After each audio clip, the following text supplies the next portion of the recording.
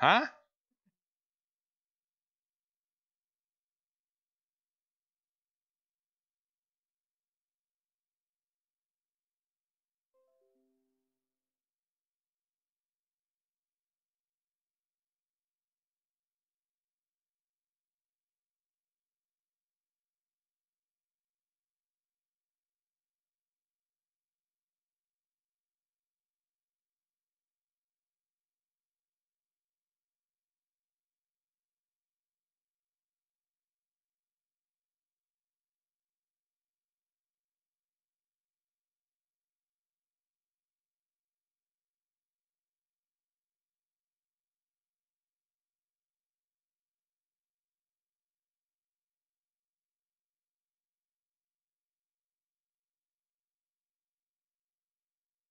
Yeah, I'm ready whenever you are.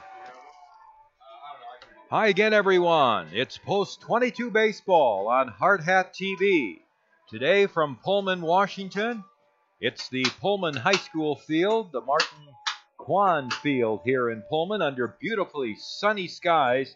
Post 22 is getting set to take on Toyota Baseball out of the Seattle area this afternoon as Post 22 has a 10-game winning streak on the line now and a record of 31 wins and 3 losses on the season against a Toyota team highly touted but has not played its greatest baseball here recently, and they've lost a couple of games here so far in this Palouse Summer Classic Series, whatever they call it.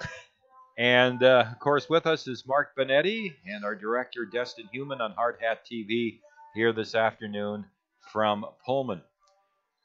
Well, the game yesterday, Mark, was much more competitive than some of the games we've seen. Rock Creek was the opponent. Post 22 won 8-4, trailed a couple of times early in the game, but in the end, again, it was the hitting and a good relief job by Trey Eberline.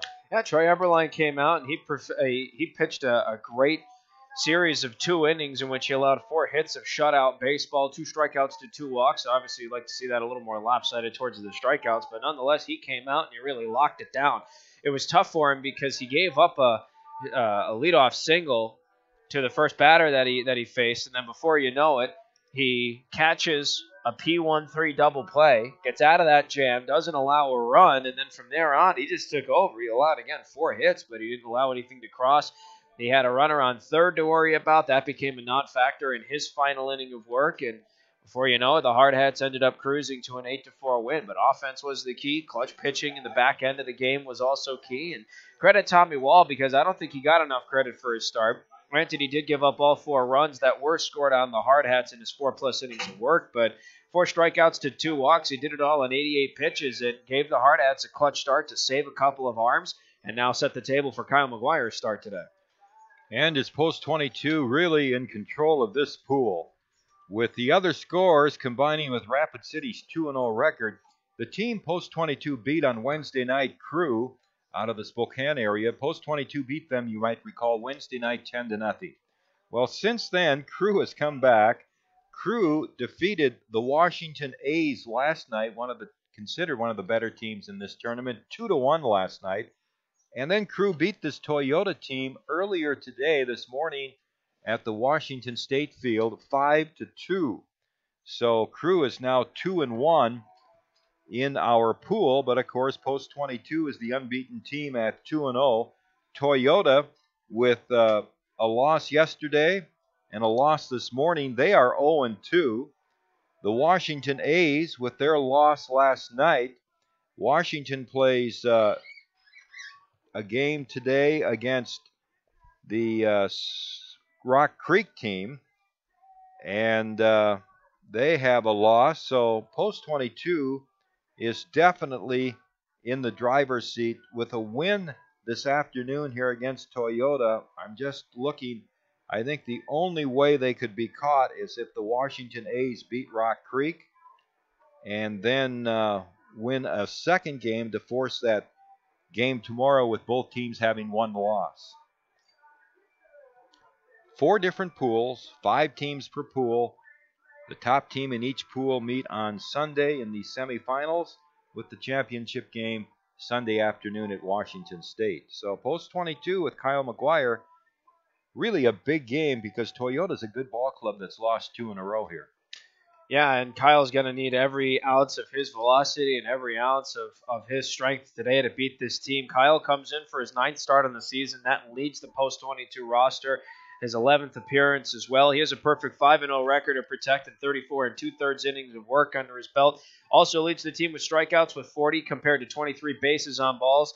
And he has, as I said multiple times, a nanoscopic 0.202 ERA. He is just absolutely, he's efficient. The runs that he gives up aren't his fault. That's what that ERA tells you. The runs that are given up by post 22 are not his fault on the mound. He hasn't been graced with the most perfect defense behind him. A couple errors here and there have cost him when he's been in his starts. So 5-0 record, a 0.202 ERA. Here's hoping that not only he gets the job done, but his defense locks it down behind him. So as we get set to start this afternoon's game, neither team taking infield in the game. And as we said, it's just another gorgeous day here in the Pullman area. Right now, looking out at the skies, I don't see a cloud in the sky. And it's supposed to gradually get a little bit warmer over the next couple of days. They were forecasting a high today of about 75 or 76, and then warming to the 80s tomorrow, and then 90 on Sunday. So you couldn't ask for greater baseball weather. And just a reminder that the next home game for Post 22 will be this coming Wednesday night, the start of the Camping World Firecracker Tournament.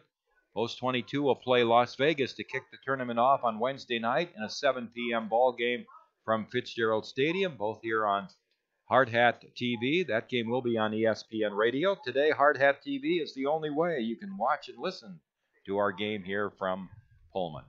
But we should be all set and ready to go for tomorrow back on ESPN Radio, so that'll be good. But for right now, you guys are stuck with us on Hardhats-TV and this beautiful scene that we have set in front of you with Destin Heumann again, our director. So should be a fun day of baseball. With that being said, Tom, let's go ahead and take a look briefly at the starting lineups before each team takes to their respective side.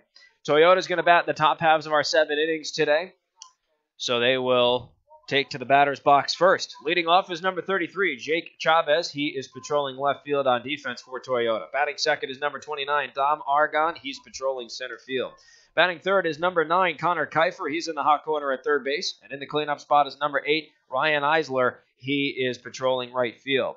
Batting fifth is number 18, Zach Vanderhook. He is playing at first base. Batting sixth is number 20, Matt Francescina, and he is the designated hitter. Batting seventh is number 7, Eli Tan. He's playing second base. Batting eighth is number 24, Nick Rose. He is the catcher. Rounding out the batting order in the 9th spot for Toyota is number 22, Jordan Wright. He is playing shortstop. Number 99, a very odd number for baseball. We normally equate that one with hockey and the great one in Wayne Gretzky. But nonetheless, number 99, Nate Robinson, is the starting pitcher for Toyota. He will take on the Hardhats batting order as follows in the bottom halves of our 7 innings of regulation. Leading off for Post 22 is number 11, Walker Paz, defensively at his home at second base. Batting second is number 13, Zach Solano. He will patrol right field. Batting third, number 22, Cooper Bowman. He's the shortstop. And in the cleanup position for the Hardhats is number 23, Eric Petrie. Once again, he will be the designated hitter. Batting fifth is number 28, Zach Sumption. He's patrolling left field. Batting sixth is number 31, Luke Ferdinand, once again playing at first base. Batting seventh, number 21, Timmy Paris. He's the backstopper and catcher for our starting pitcher today. Batting eighth, number 14, Justin Kramer, is always in the hot corner at third. And rounding out the batting order for Post 22 is number 12, Connor King, once again patrolling center field. Kyle McGuire on the mound for the Hardhats. We'll recap his stat line for you one more time. McGuire comes in for his 11th appearance of the season and his 9th by virtue of his start. 34 and 2/3 innings of work under his belt, only second to Riley McSherry on the Hardhats roster. He has a pristine 5-0 record coming into today's matchup with 40 strikeouts to 23 bases on balls and a virtually nanoscopic 0.202 ERA. And again, Tom, that statistic only means that the runs that Kyle is allowing on the mound, or that Post 22 is allowing, they're not his fault. So obviously he's not credited with runs that go against him. However, you look at that total, 7 runs allowed, period, by Kyle when he's on the mound. Only one of those was earned. So it is funny that I did say earlier that the runs that have been let up when he's on the mound are his defense's fault, but credit him and his defense still because they've only given 7 runs total as a tandem. So it's remarkable to see the stat line that he's put up. I don't even think you could accomplish that in a video game, playing with those kinds of numbers. That's just absurd. Talking about the standings again, I'm going to try to clarify just a little bit more for you. Post 22 is 2-0 in their pool, and the team that's behind them is Crew with a record of 2-1. However, Crew has lost to Post 22. Washington split a doubleheader yesterday, the Washington A's, and they play Rock Creek at noon today, so their game is underway. They have a 1-1 record.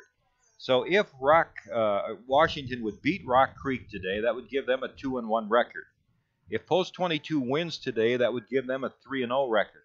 However, Washington plays Post 22 tomorrow, and let's say Washington would win that game, they would be 3-1. Post 22 would be 3-1, but then Washington would win because of the tiebreaker and head-to-head competition. So even if Post 22 wins today, they must get some help to clinch the pool because Washington A's must lose to Rock Creek today for Post 22 to clinch, but Post 22 has to win to clinch and get the Washington A's loss. If Post 22 loses and Washington loses, we're in the same scenario for tomorrow, but we could have a more than a two-way tie. Absolutely, and it just goes back to what Coach Messer told Bubba Bose, our bus driver, on the way over here. Bubba said, well, what needs to happen for us to clinch that final spot? And Coach Messer simply said, we just have to win. And that's all you can really ask for. It's great to speculate for you and I up here what the standings could bring, what tie-breaking scenarios could come in, because you and I love our numbers and we love breaking down the what-ifs of what could happen, possibilities. But at the end of the day, Coach Messer's got a point. You just have to win. And if you win, then that's all you can do to ensure the fact that you move on in this pool and in this tournament. Don't let coaches fool you, though. They know exactly what the situation is, who must win and lose, and they can say what they want to. We just have to win, but you darn well know they know exactly what the different scenarios are. Oh, no doubt. I'm not confused at that. I'm not thrown off with that for a second. But it is cool to see these coaches confident in their teams that all they need to tell them is just to win. And for this Post-22 team, that's been the name of their game recently, is execution. They are executing to a T. They're hitting the ball well. They're pitching well. They're defending well. I think, we've counted maybe 3-4 errors in the last 7 or 8 games that they've played. They've played some fairly errorless free baseball. So here's hoping they keep getting rewarded, and now they take the field as they are set to take on Toyota. As we talked earlier, Kyle McGuire will face the top 3 in the Toyota baseball batting order. Number 33, Jake Chavez, the left fielder. Number 29, Dom Argon, the center fielder. And then number 9, Connor Kiefer, the third baseman. McGuire and his perfect 5-0 record are on the mound. Defensively, he is surrounded by his teammates, including his partner, Timmy Paris, who's behind home plate as the catcher. At first is Luke Ferdinand. At second's Walker Paz. At shortstop's Cooper Bowman. And once again in the hot corner at third is Justin Kramer. Left to right in the outfield, Zach Sumption, Connor King, and Zach Solano. And Tom, we're looking at a fairly short ball field again. Although these dimensions are odd. You look at left field, it's 338. You look at center field, it's 341. And you look at right field, and it's a 358, I believe I'm seeing. Or right center, I should say, is 358. And then right field itself is 335. So it's interesting that the deepest part of this ball field is in right center field. And so we'll see just exactly how that plays out for these Hardhats hitters.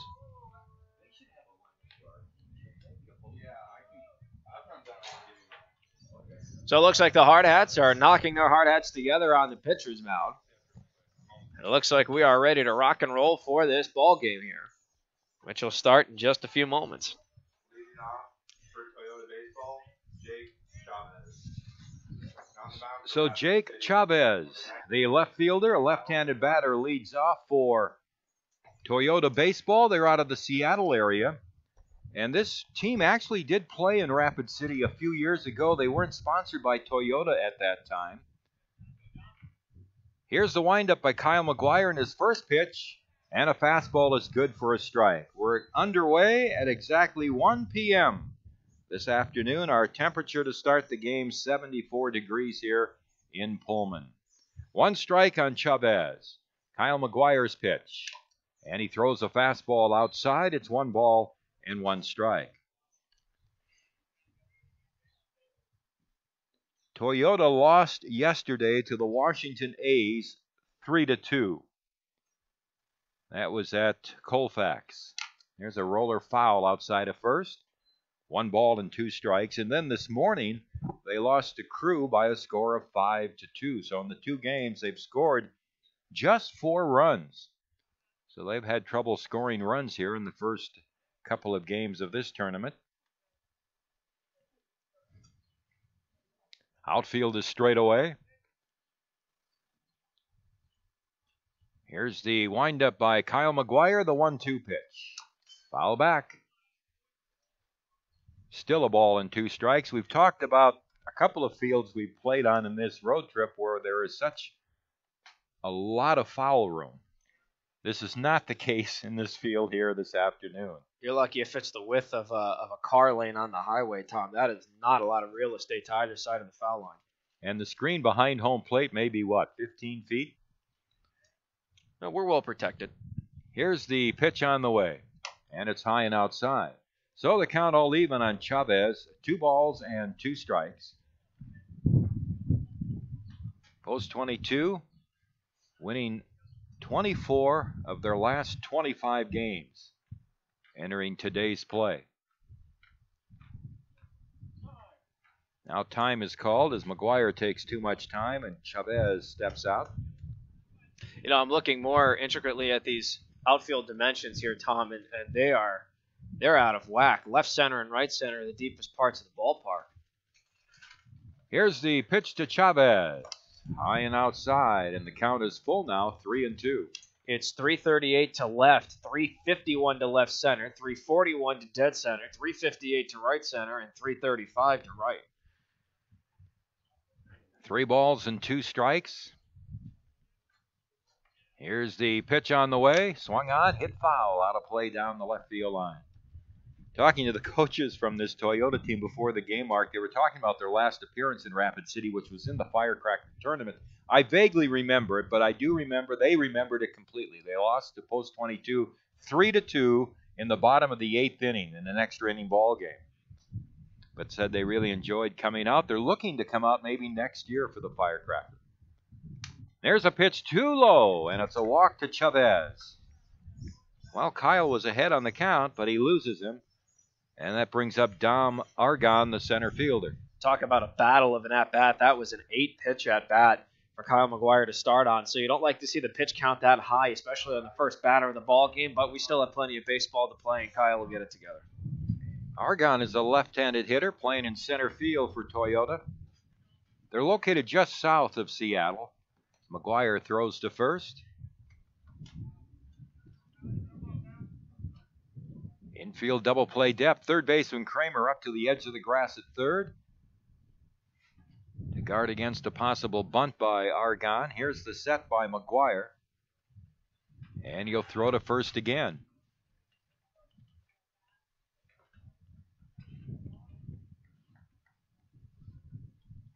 Argon steps back in. Here's the set and the pitch. And it's inside, a breaking ball for ball 1. Walked on that outfield before the game, and that's a little rugged out there. You could see some bad hops in that outfield. Maybe a pothole here and there, too. Reminds me of being back home and driving. Here's the pitch, and it's high and away. 2 balls and no strikes. Sounds like an obvious thing to say, Tom, but Kyle's at his best when his fastball's under control. He can burn anybody. He can breeze by anybody with his fastball, but it means nothing if he can't control it and get it into the strike zone for some called strikes here and there. 2 balls and no strikes on the left-handed batting Toyota center fielder. McGuire's pitch, and that's in for a strike. 2 balls and 1 strike.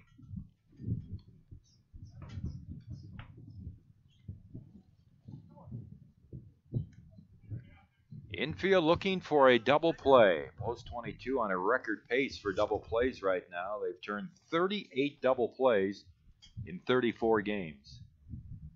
Here's the pitch. Runner goes. The pitch is high and outside. He swung at it, though. The throw to second base is in time. It wasn't a great throw by Timmy, but not a good jump by Chavez. And he was tossed out. Good play on the attempted steal. Timmy did get the throw down there in time. So the count is now 1 strike. Well, the umpire just signaled. It looked like he swung at the pitch to me. Here's the pitch on the way, and it swung on and fouled off to the right. 2 balls and 2 strikes.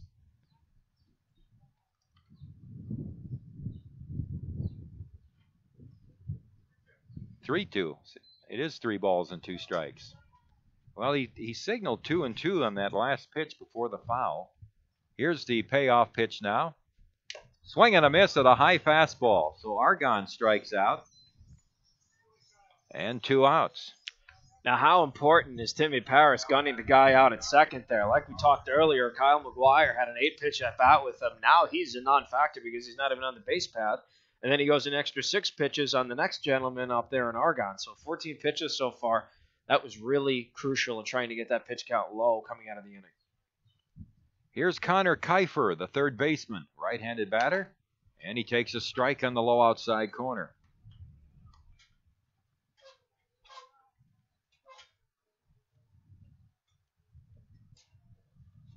No balls and 1 strike. Here's the pitch on the way. Up over his head for a ball. And it's 1-1. What breeze we have, I can't gauge it that well because we have no flag, but it looks like the trees, it's blowing in from center field, and that seems to be what we're feeling here.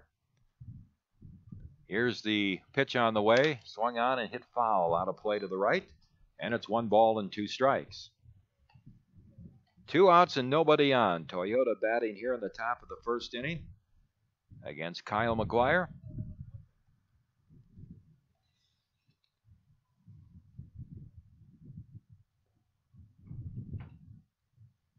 Here's the windup and the 1-2 pitch. Swing and a foul back to the screen. Pitch was up and in on Kiefer. And the count runs along at 1 ball and 2 strikes.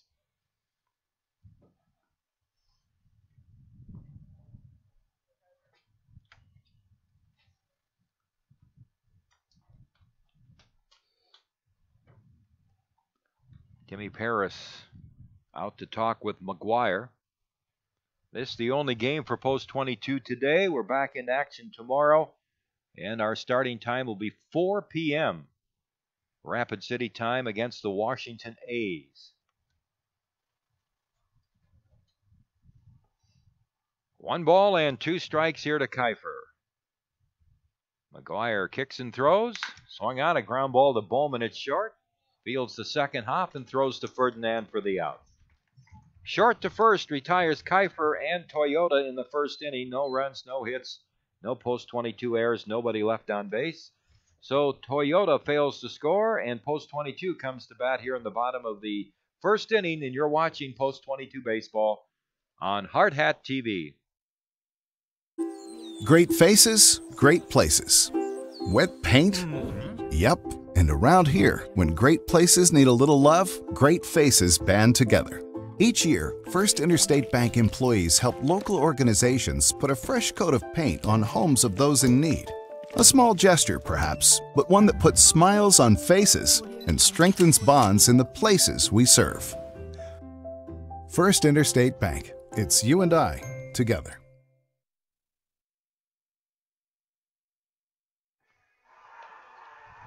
Post 22 comes to bat here in the bottom half of the first inning against Nate Robinson. Big right-hander for Toyota. Nate's going to take on Walker Paz, Zach Solano, and Cooper Bowman to start up. Here in this bottom half of the first, Nate is surrounded by his defensive alignment, which includes his partner behind home plate at catcher, Nick Rose. At first is Zach Vanderhook. At second, Eli Tan. At shortstop is Jordan Wright. And in the hot corner at third is Connor Kiefer.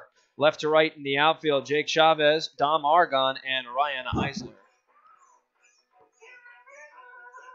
Mitch Messer strolling out to the third base coach's box here. Jason Hurst at first, post 22 occupying the first base dugout here for this afternoon's game.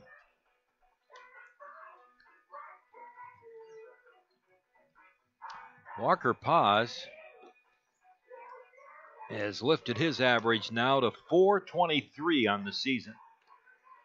He has 11 doubles, a triple, 2 home runs, and 23 RBIs.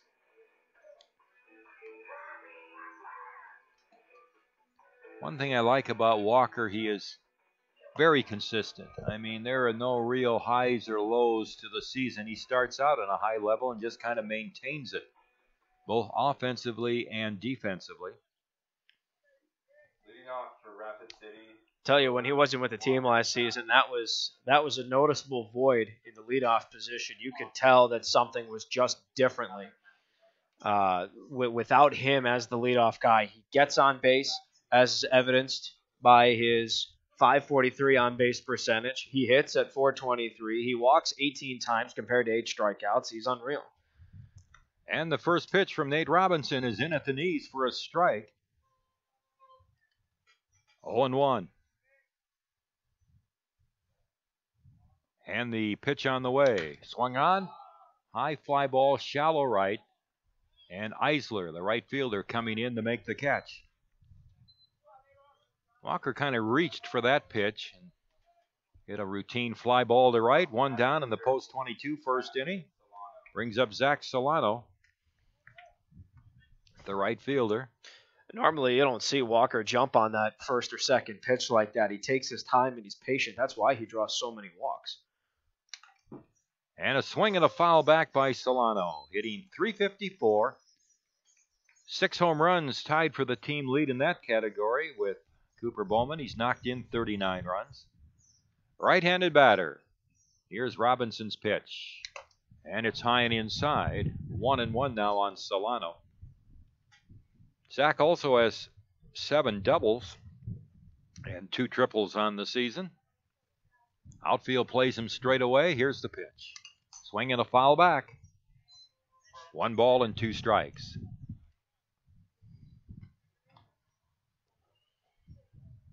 Post 22, a 10.8 per game average, which is just great, and a .357 team average. Bouncer slowly to third, scooped up by Kiefer. Here's his throw to first base, and it's just in time. Solano out, third to first. 2 away in the post 22 first inning, and it brings up Cooper Bowman. Stepping to the plate, number 22. Cooper has Bowman. lifted his average to .505 on the season. And that's because in the past 4 games, he's 13 for 18, hitting .722. His past 7 games, he's 18 for 26, hitting .692.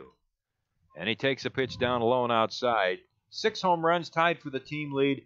Leads the team by 10 in RBIs with 49.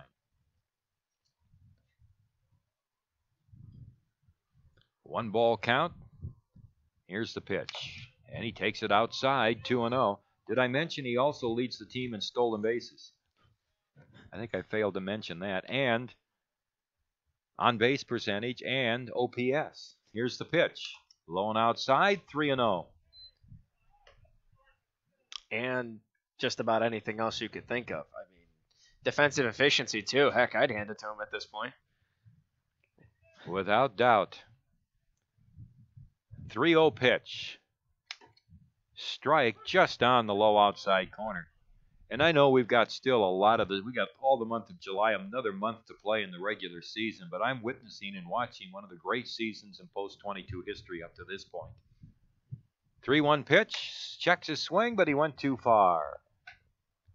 3-2 now on Cooper. It's one of the few times you'll see Cooper not commit to a pitch. He was kind of undecided, took kind of a half swing. The pitch was a ball, but he went too far. So it's a full count with Eric Petrie on deck. Nate Robinson's pitch on the way is swung on and missed. A strikeout of Bowman. So Robinson comes back from 3-0 and gets a strikeout and has a 1-2-3 first inning. End of one. Toyota nothing. The Hardhats nothing. You're listening to Post 22 Baseball and watching exclusively today on Hardhats-TV.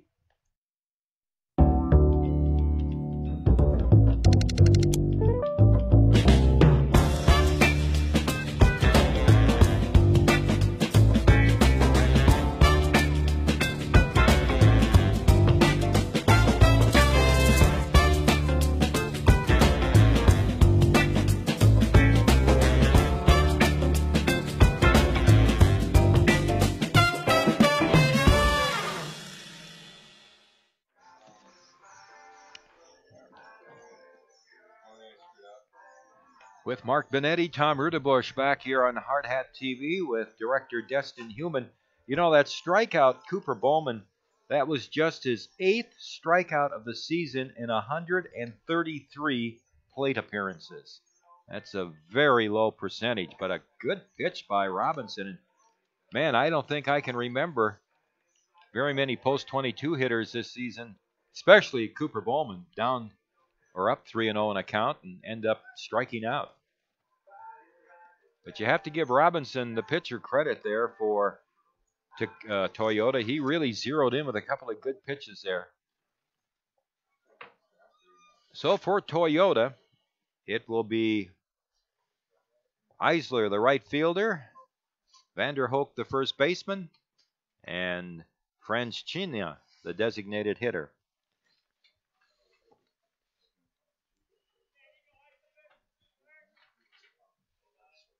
Here's the windup by Kyle and his pitch. And a fastball right in there for a strike.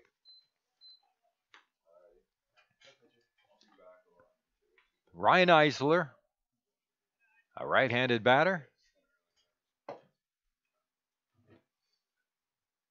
McGuire into his windup. Here's his pitch, and it's low and outside. 1 ball and 1 strike.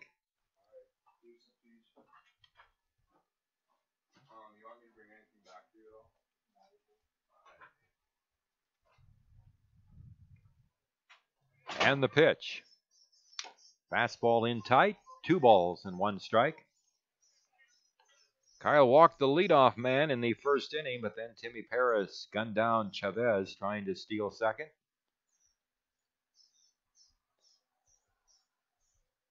Here's the windup and the 2-1 pitch.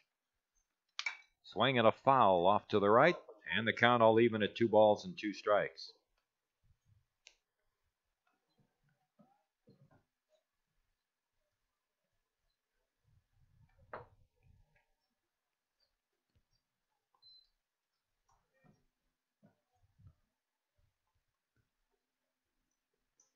Here's the windup by McGuire and his pitch.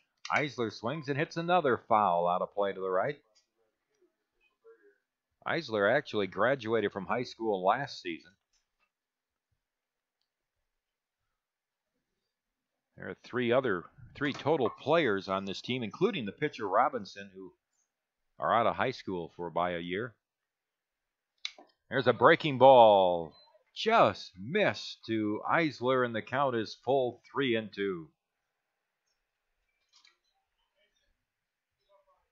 Eisler fortunate on that pitch. 3 balls and 2 strikes. Here's McGuire's payoff pitch. Foul back, a fastball that was up, and it's still 3-2. It's got to be really frustrating for Kyle that they're just fouling off every fringe pitch. So it's good protection here from the Toyota Baseball Club.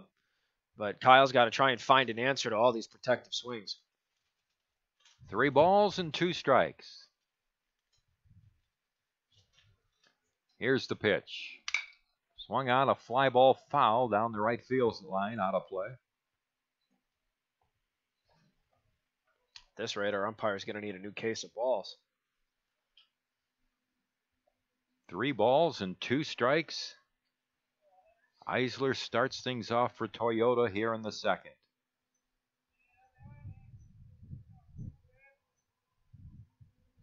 Here's the pitch. And it's too low for ball 4. Second inning in a row for McGuire to issue a leadoff walk, and it brings up Zach Vanderhoek, the first baseman. Well, again, it was a battle. Kyle came into this inning with 19 pitches under his belt, and he throws another 9 at his first batter. He threw 8 the last inning with his first batter, so it's unfortunate to see that he's had to really battle early, but he's won that battle 1 out of 3 times. Twice he's had a payoff pitch to give, and he's walked the batter only once as he struck him out. So, again, still plenty of time for him to adjust to things and make sure he can get around all these protective swings that he's seeing so that he doesn't have to draw these out in the battles. Vanderhoek, a left-handed hitter. Ferdinand holding with the runner at first. The pitch on the way, and it's a fastball. And it's high for ball 1.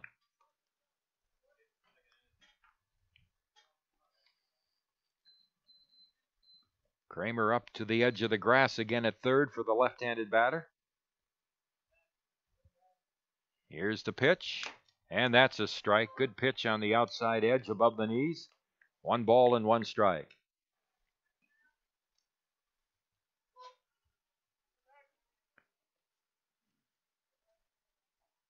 No score here in the top of the second. McGuire throws to first base, and they picked him off. Eisler picked off first by McGuire. First base coach not exactly agreeing with the umpire on that call for Toyota.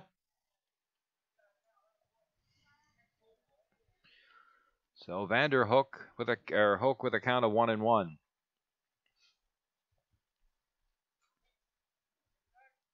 McGuire's pitch, and that bounces to the plate and off the home plate umpire, and it's 2 balls and 1 strike, and Timmy Paris runs the ball back out to McGuire. How crucial have base running errors been for Kyle McGuire on the mound?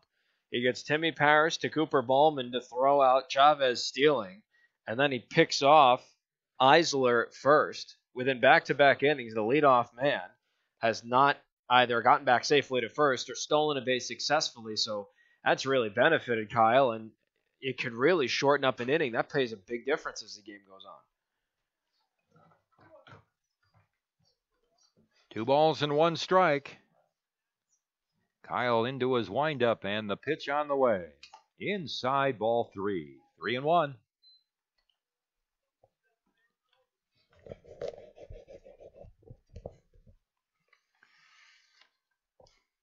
And the 3-1 offering. And it's too high for ball 4. So Vanderhoek down to first base with 1 out. The 3rd walk given up by McGuire. And Matt Franschina, the designated hitter, coming up.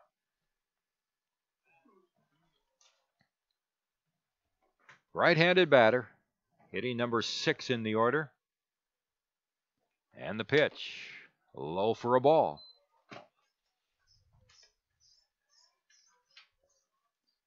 One ball, no strikes. Ferdinand holding with Vanderhoek at first. Here's the pitch on the way, and it's a strike on the outside corner. 1-1 on Franschina.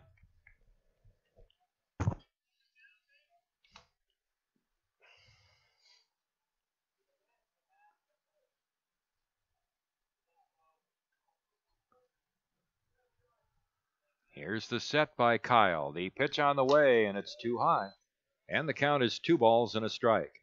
Uncharacteristic through this start to see 3 walks to 1 strikeout for Kyle. Again, came into the game 40 Ks to 23 BBs, so that's way off of what his normal ratio is. Here's the pitch, and it's low and outside.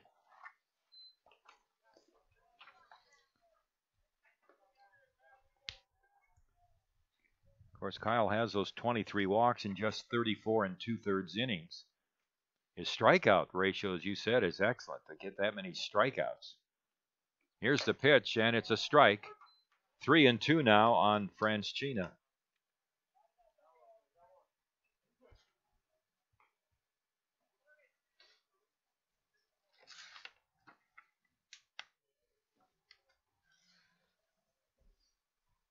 McGuire with a big payoff pitch here with the runner taking his lead. The pitch on the way is swung on and lifted high and foul off to the right.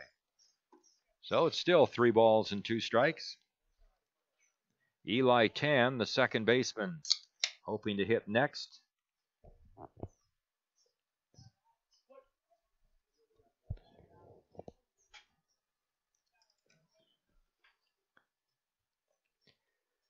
Here's the set.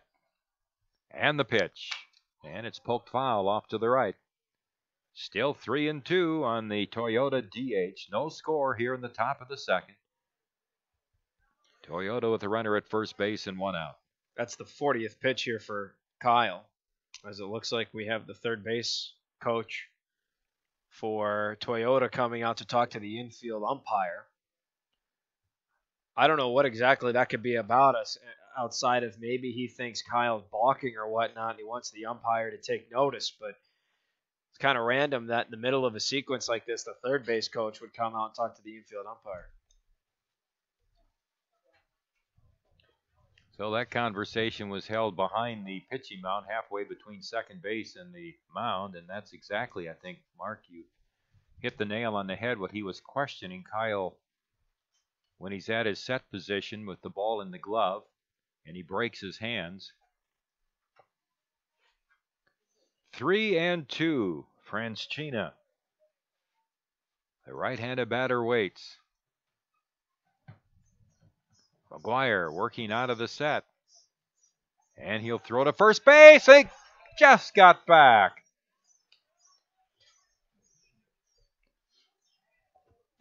So Vanderhoek lives at first base. Actually, he looked more out than the man who was first picked off.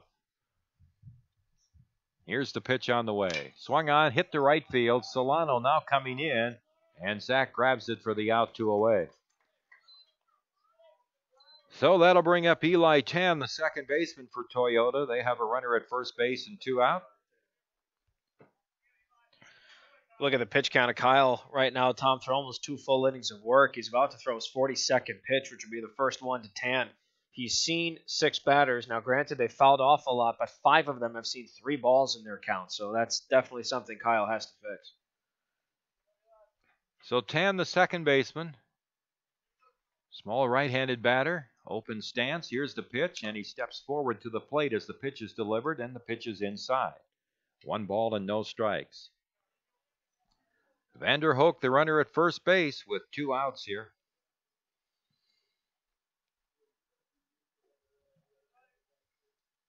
Here's the set by Kyle. His pitch. Bouncing ball over the mound near second. Paz grabs it and steps on the second base bag for the unassisted putout. No runs, no hits, no Rapid City errors, and 1 man left on base for Toyota. And we go to the bottom half of the second inning. Toyota nothing. Post 22 nothing. You're watching Hard Hat Baseball exclusively on Hardhat-TV.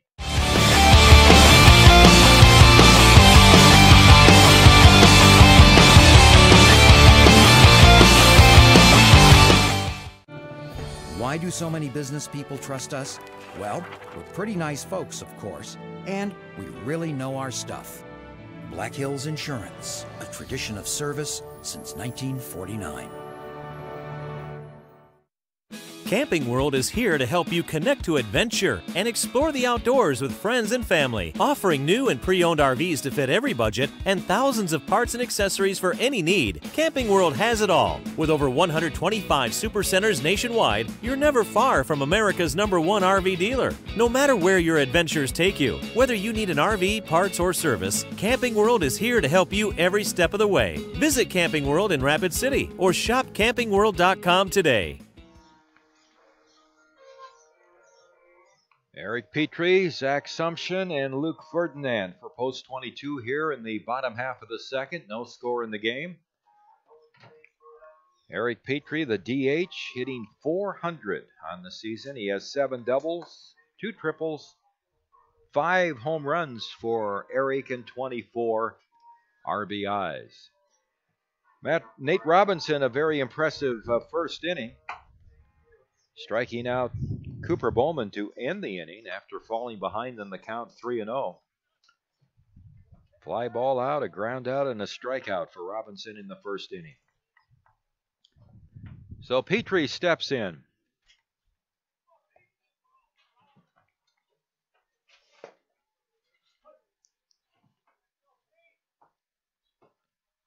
Here's the pitch on the way. And a breaking ball misses outside for ball one.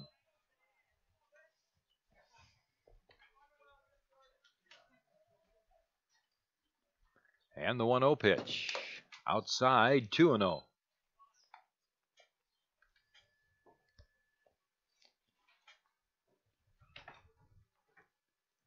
Two balls and no strikes.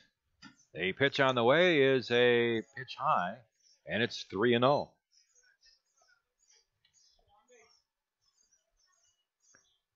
So Petrie's ahead on the count, 3-0. Robinson's pitch on the way, and it's low for ball four.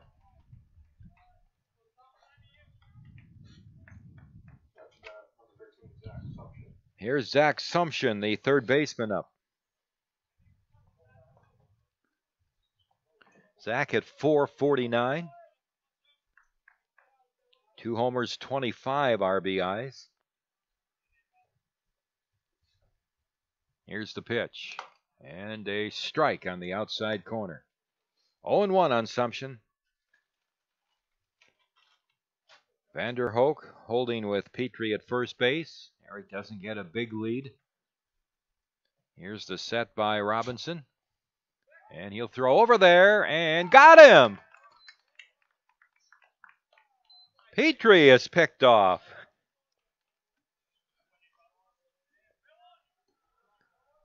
So Sumption with a count of 1 strike. And the pitch. Breaking ball high and inside. 1 ball, 1 strike. How crazy is that, Tom? 2 people from each side have been picked off. One's been caught stealing. No base runner's been past first base yet. And the 1-1 pitch. Swung on, a fly ball out into right center field. That's got some depth to it. It's going to be caught by the right fielder as he hit the warning track in front of the 341 sign in right center field. I think that ball got held up a little bit too by that wind that's coming in a bit from center field. And again, that isn't a long drive out there. It's 341 to deep right center and 341 to deep left center. And from what I can see, it looked like the warning track is where the outfielder caught it, just in front of the warning track. Eisler. Luke Ferdinand takes a pitch down low for a ball. It's 1-0. Luke hitting .328, 4 doubles, and 14 RBIs. I think you're onto something there with that win, Tom, because that looked like it was a no-doubter, extra bases, and then it just died. Stopped right still.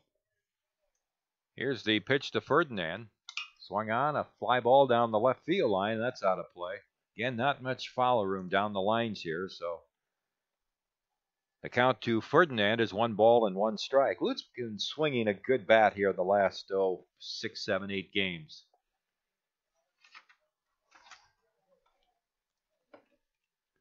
Here's the 1-1 pitch.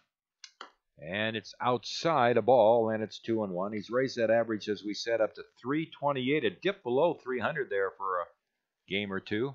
And correct me if I'm wrong, Tom, I think he's had an RBI in every game of this road trip right now. Here's the pitch. Low and outside. So the count goes to 3-1 now on Ferdinand. Timmy Paris on deck for the Hardhats. The 3-1 pitch.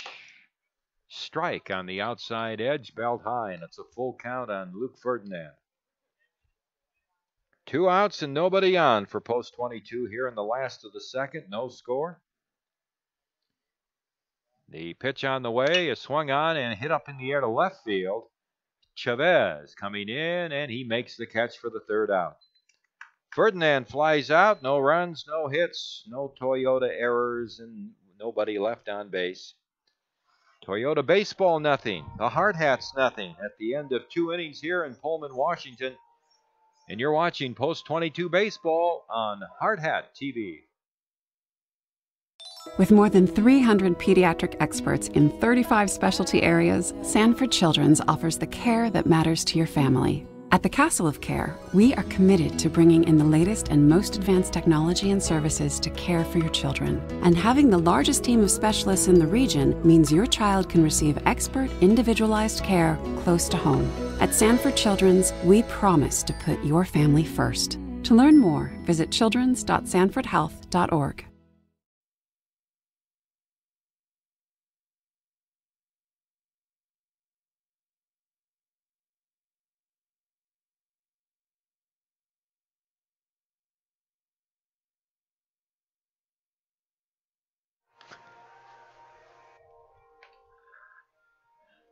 At the end of 2 innings of play, it's no score here in Pullman between Toyota Baseball out of Seattle and Post 22. Kyle McGuire will face the number 8 hitter, Nick Rose, the catcher, to start things off here in the top half of the third inning. Kyle hasn't allowed a hit through 2 innings, but he's walked 3. Rose is a right-handed batter. Teams have struggled to get hits off Kyle on the season, as teams are batting .202 against him this season going into the game. Here's the pitch on the way, and it's a strike over the inside corner. 0-1 on Rose. Well, Toyota, as we said, they've had trouble scoring runs in their first 2 games. They've had only 4 runs in the 2 games. And a fastball on the outside corner for strike 2 called. 0-2 on Nick Rose.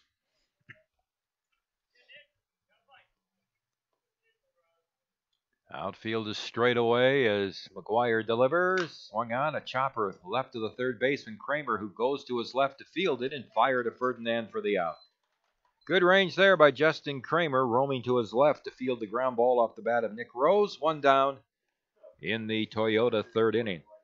I'm going to talk about something that you and I have talked about, especially the last couple of games. So good to see Justin Kramer back to normal Justin Kramer form, making outstanding defensive plays, keeping things simple in the hot corner at third, and then his bat has proven to come through, and he's due up in the bottom half of this inning, so it'll be nice to see. Jordan Wright, the right-handed batting shortstop, number 9 hitter, looks at a strike at the letters, and it's 0-1.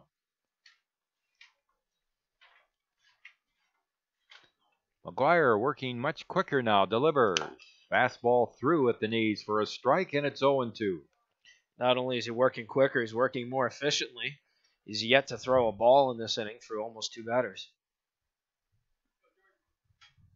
And the 0-2 pitch. Fouled off to the right. Count runs along at 2 strikes. Post 22 is a team ERA of just under 3 now, 2.99, which is very good. They're holding their opponents to a .256 cumulative batting average against. Swing and a miss. Pitch away from right. McGuire picks up his 2nd strikeout, and there are 2 outs here in the third inning, and the batter is Jake Chavez, the left fielder. Well, this is the Kyle McGuire you and I know and love. He's throwing for high velocity, and he's located his pitches incredibly well in the opening parts of this top half of the third. This is Kyle McGuire dialed in, locked and loaded. Chavez, a left-handed batter, walked in the first inning. He bunts the ball towards third. Here comes Kramer, and he can't barehand it. Chavez will be on at first base.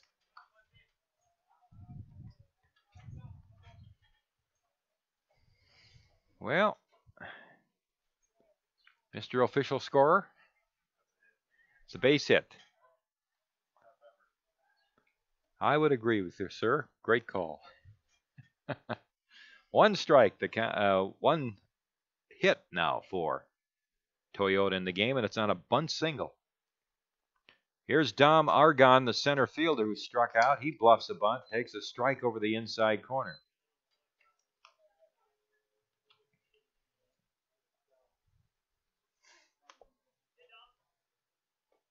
Two outs and a runner at first base. Chavez was caught stealing back in the first inning. He takes his lead, which isn't a big lead. And McGuire's pitch. Ball is bunted. And this one's an easy one. McGuire fields it at the mound and throws to first for the out. Argon trying to bunt for a hit, but he bunted it too hard and right back at the pitcher. And it's a 1-3 putout. No runs, 1 hit. No Rapid City errors and 1 man left on base. And we head now to the bottom half of the 3rd inning. No score between Post 22 and Toyota Baseball. It will be the lower third of the batting order for Post 22 against Nate Robinson, who's done a good job through 2 innings. He's allowed just 1 walk. He has 1 strikeout and held Post 22 in check here through 2 innings of play. Tomorrow we'll be on the air again at 4 p.m. Rapid City time. The Washington A's will be our opponent, and that could be an extremely important game depending on how Washington A's did today against Rock Creek. So that game will get underway at 4 o'clock Mountain Time, Rapid City time tomorrow. The Washington A's and the Hardhats. Do I dare ask Tom with 2 outs why you try to bunt for a hit? It was a very awkward sequence I think we just saw there with Argon trying to bunt to get on, and it went right to Kyle too. So yeah, he got it down, but in the worst possible place. Well, I don't argue so much with trying to get a bunt hit there because they just had one, but the placement of the bunt was terrible. He just bunted it too hard and right back at McGuire. Kyle didn't hardly have to move to field the ball, and it was an easy put out for first base. But if he would have bunted it again towards maybe third or try to drag bunt up the first baseline, try to get on base for that number 3 hitter. Well, here's Timmy Paris hitting .299. Timmy with 2 homers and 36 RBIs on the season. Still leads the team in doubles with 13. Checks his swing, but he went too far, and it's 1 strike. A breaking ball down and away. Kramer and King to follow.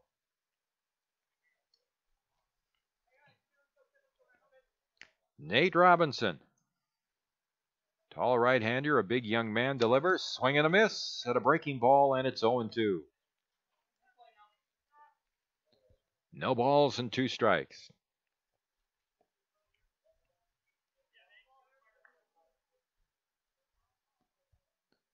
And the pitch on the way. Strike 3, a fastball right at the knees on the outside corner. Good pitch by Robinson. And he records his 2nd strikeout. Here's Justin Kramer, the 3rd baseman.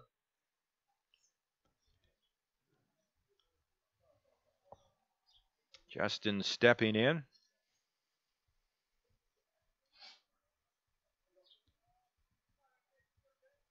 .383 on the season. He's hit 3 home runs, knocked in 17, takes the pitch low and outside, ball 1. Tough to see Timmy go down on strikes there. Somebody who's been so clutch and so reliable early in the season, and he's just on a bit of a schneid.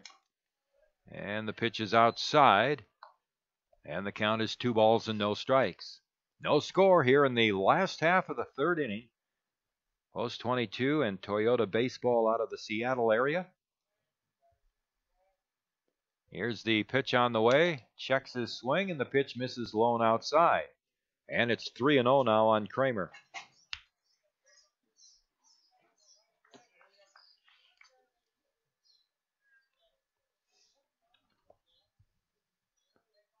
Here's the pitch. And that's right over a strike. And it's 3-1 on Justin.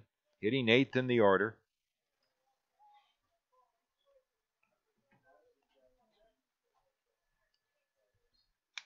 And strike 2 at the knees on the low outside corner, and it's a full count. Justin was up over 400 here a couple of games ago, but has dipped back below the 400 mark. Pitch on the way, and it's a strike on the inside corner.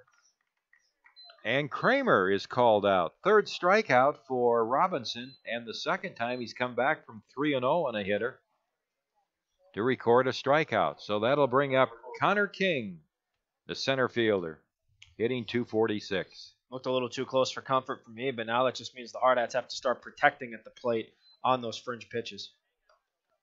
Pitch is low and outside. Ball 1 to Connor. 2 homers, 21 RBIs, .246 on the year.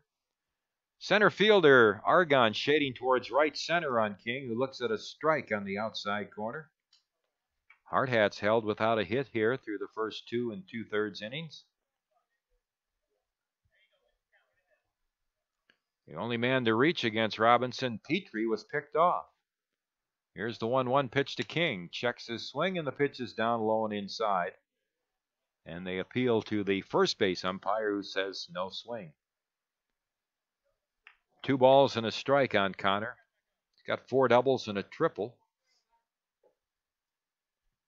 Played a great defensive center field this year. He lifts a high fly ball to left field. Chavez is coming in towards the foul line. Chavez reaches back and grabs it to retire the side.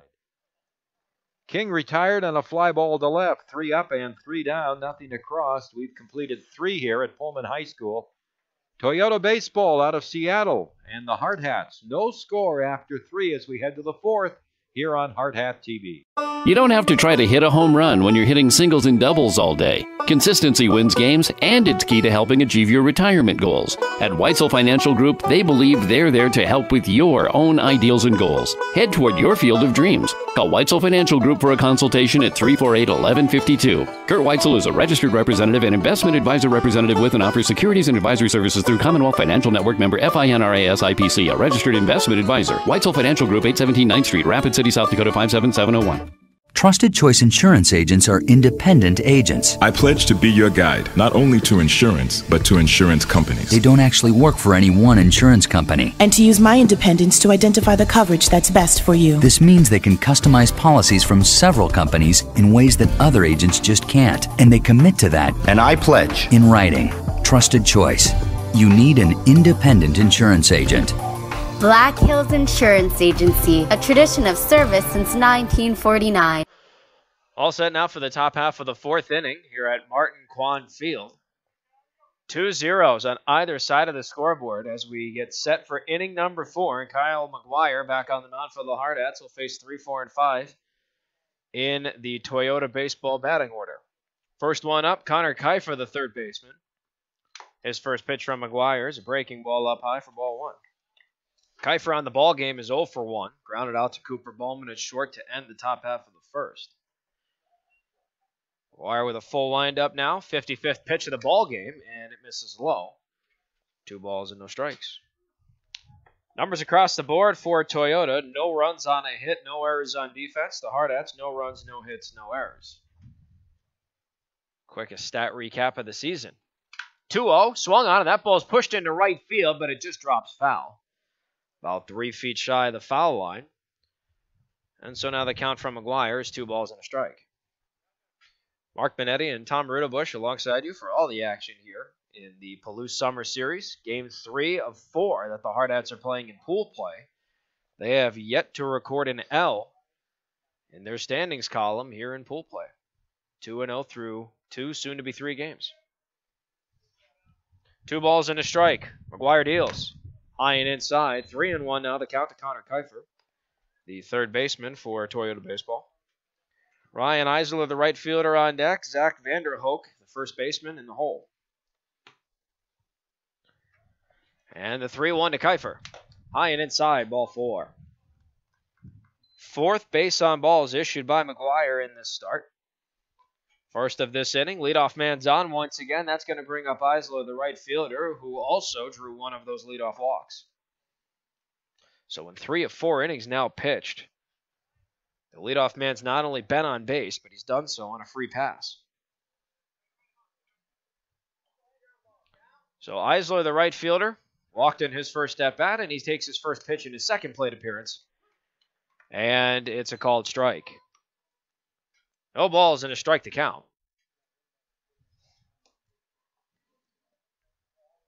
Man on first, no one out here in the top of the 4th. Kiefer, the gentleman on first base. Check down to first. Not there in time. But Tom, if I'm Kyle, I'm going to keep doing that check down because he's been successful once. Well, if I'm Toyota, I don't take as big of a lead. There's an adjustment to everything. Physics taught me there for every action, there's an equal and opposite reaction.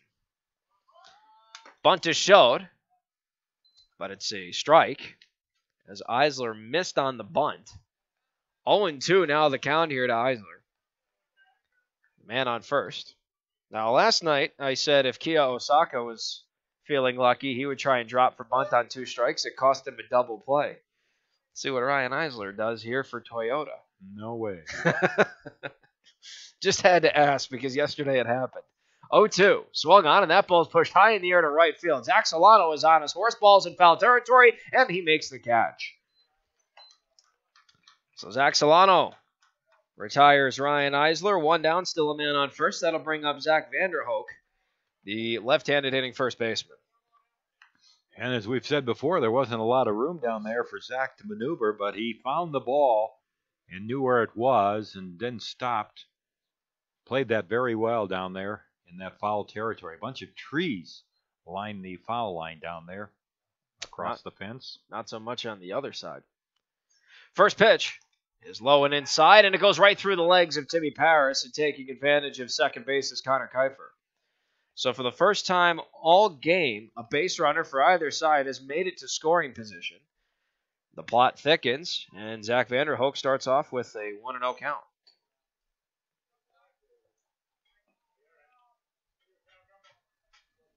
So 1-0, the count for the lefty Vanderhoek. He walked also in his first at-bat. Back in the top of the second. 1-0 from McGuire. Fastball up high, 2 balls, no strikes. Little uncharacteristic today for Kyle. 2 strikeouts to 4 walks, which is almost the opposite of his strikeout to walk ratio when he came into this game. Again, at 40 Ks to 23 BBs. 2 balls, no strikes is count. And McGuire deals. Called strike at the knees of Vanderhoek. 2-1. Vanderhoek has a man on second. That is Connor Kiefer. He walked to get on the base path. A pass ball advanced him to second. So man on second, 1 out here, top of the 4th. We're still scoreless. Here's the 2-1. Called strike at the letters of Vanderhoek. He checked his swing. Decided not to follow through, but irrelevant. He's knotted up 2-2. Matt Francescina, the designated hitter, is on deck. 2-2 to Vanderhoek. Swung on, ball's hit up the middle of second. Paz gets the stop. His throw to first is in time. In the ensuing sequence of events, though, Kiefer advanced to third. So it's a 4-3 in the scorebook. Now a man 90 feet away from registering the first run of this ball game between both sides. And Matt Francescina, the designated hitter, is the gentleman tasked with knocking in Connor Kiefer from third. Francescina is 0 for 1, a fly out to right. Zach Solano's been kind of busy in this ball game. Couple of putouts for him out there in right field. First pitch from McGuire. Fastball up high, ball 1. 2 outs now in the top of the 4th. A man on third here for Toyota. Francescina, the DH, a 1-0 count.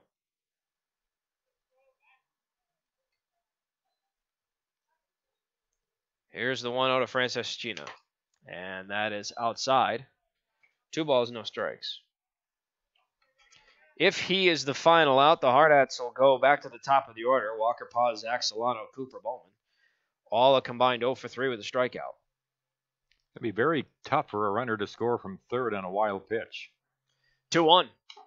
Called strike at the knees of Francescina.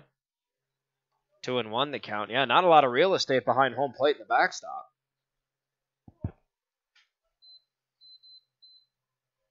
So 2 balls and a strike now the count to the Toyota designated hitter.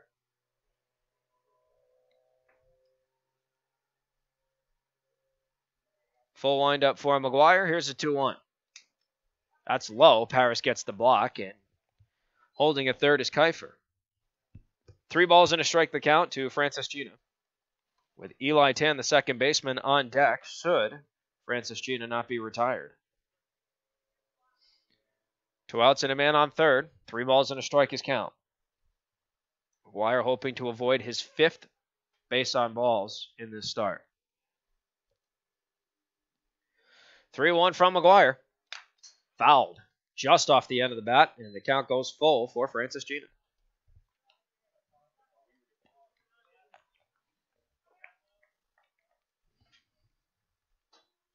So a big payoff pitch here for McGuire. He's had a couple of 3-ball counts for his opposing batters. Looking to end this battle and send his team back to the sticks. He takes his time, full windup. Payoff pitch from McGuire. Just low and away, ball 4. So Francis Chino walks. 5th base on balls of the ball game for McGuire. 2nd in this inning. That's going to bring up Eli Tan, the second baseman. Tan 0 for 1 ended the top half of the second on a 4 unassisted fielder's choice, courtesy of Walker Paz.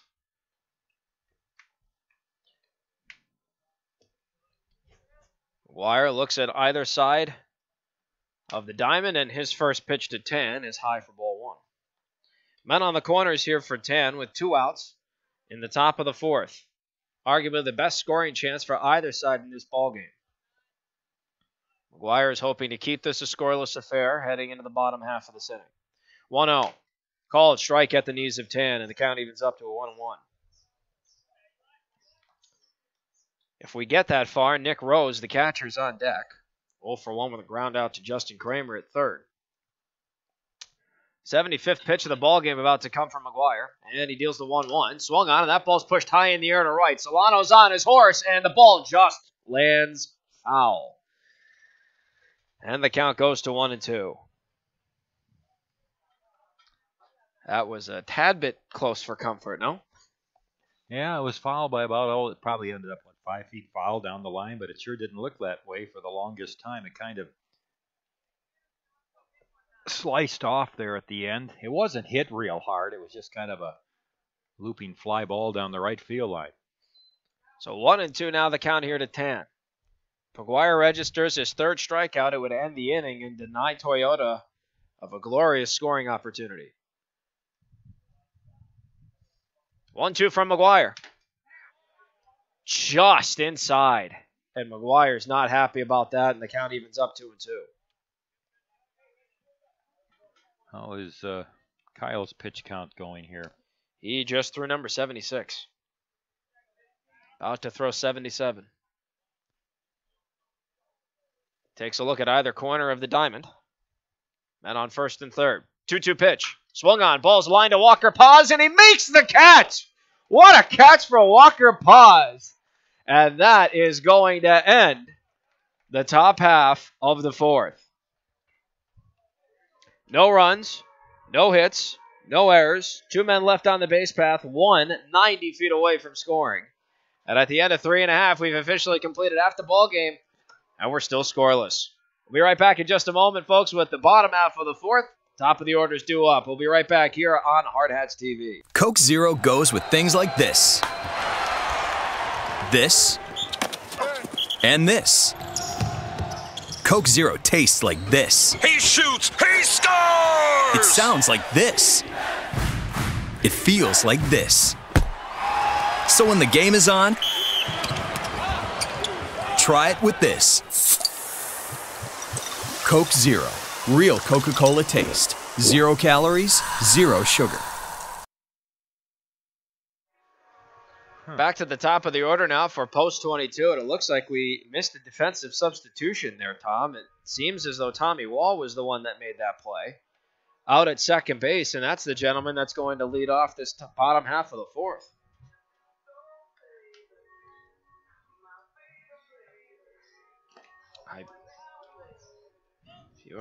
We kind of missed that defensive substitution there. That's interesting. But nonetheless, what a heck of a catch that was by Tommy Wall. It was a very good catch, and he'll lead off here on the bottom of the 4th. So Tommy Wall coming up. This is the 19th game in which Tommy has seen the batter's box. He comes in with a .316 batting average. And 11 runs knocked in to go with 14 scored. Nate Robinson back on the mound for Toyota, as he will take over. Rather, he will pitch to Tommy Wall, taking over for Walker Paz. Paz finished the game 0 for 1. And first pitch to Wall is a check swing, but he went. Strike 1. Tommy Wall, Zach Solano, and Cooper Bowman due up in this Bottom half of the fourth. Still 2-0s on either side of the scoreboard. No runs on a hit, no errors for Toyota. No runs, hits, or errors for the Hardhats. So Nate Robinson in the fourth inning of his no-hitter right now. Here's his 0-1 to Wall. Check swing. He went again. Strike 2. 0-2 the count. And you've heard me say on more than one occasion here, Tom, that's got to be one of my pet peeves in baseball is the check swing. Commit through. 0-2 rides high, and the count goes to 1-2.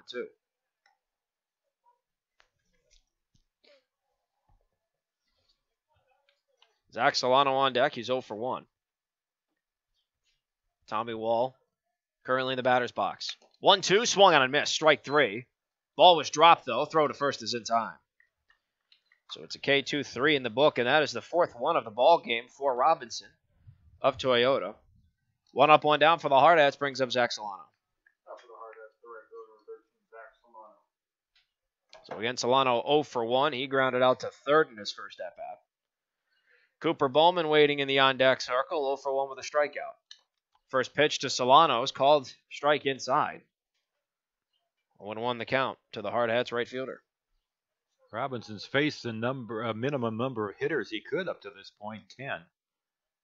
0-1, swung on and ripped up the middle. That's going to land in center field for a base hit. So Robinson's no-hitter is no more after 3 1/3 innings of work. It takes his 11th batter in Solano to get the single to center field. So a man on with 1 out, and that's going to bring up a red-hot Cooper Bowman, who, Tom, as we talked about yesterday, had a streak of 8 consecutive at-bats with a hit snapped in his final one of the ball game against Rock Creek. Robinson from the stretch, checked down to first, not there in time. And Robinson's already picked off someone. Yeah, Cooper's in a horrible slump now. He hasn't had a hit his last 2 at-bats. That's a slump for Cooper, then something good's happening. Next pitch hits him, and he wears it. So now the Hardhats, for the first time in this ball game, have a man in scoring position.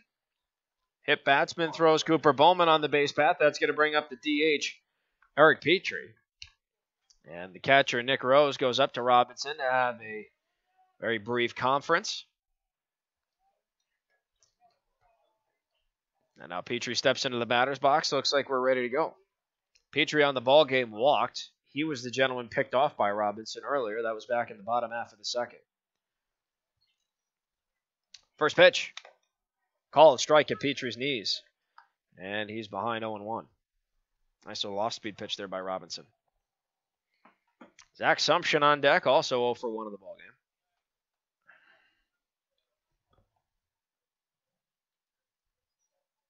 Double take to second. Robinson's 0-1 pitch misses way outside. Tried to get Petrie to fish, and he didn't go.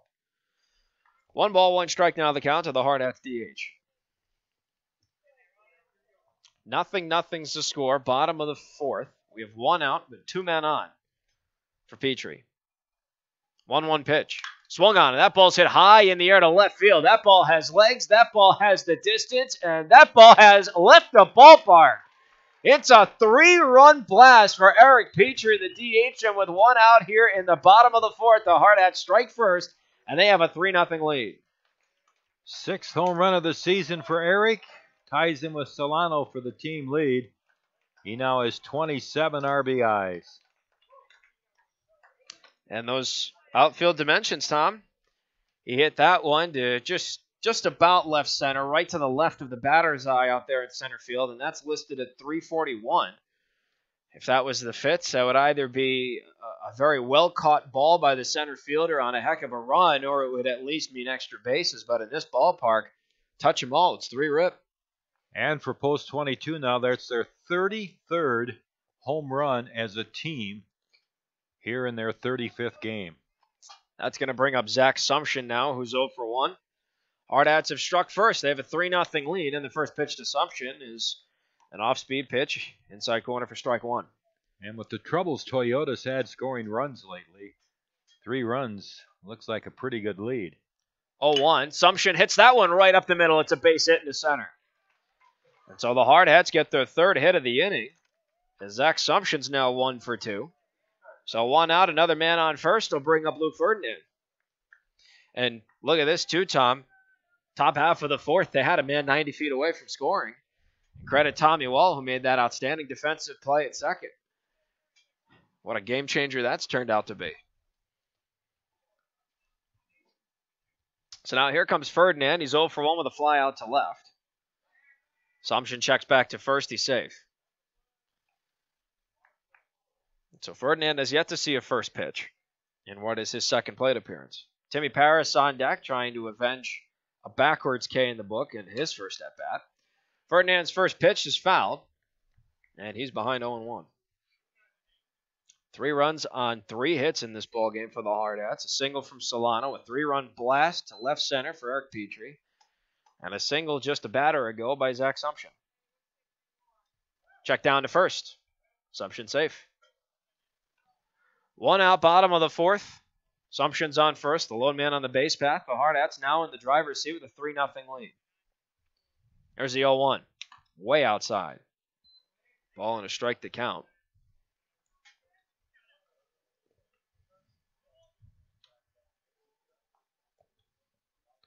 One and 1 now the count here to Ferdinand, the Hardhat first baseman. He has his left fielder standing on first. Here's the 1-1. Swung on and missed. Ball and 2 strikes now to Ferdinand. Looked like he reached for that one.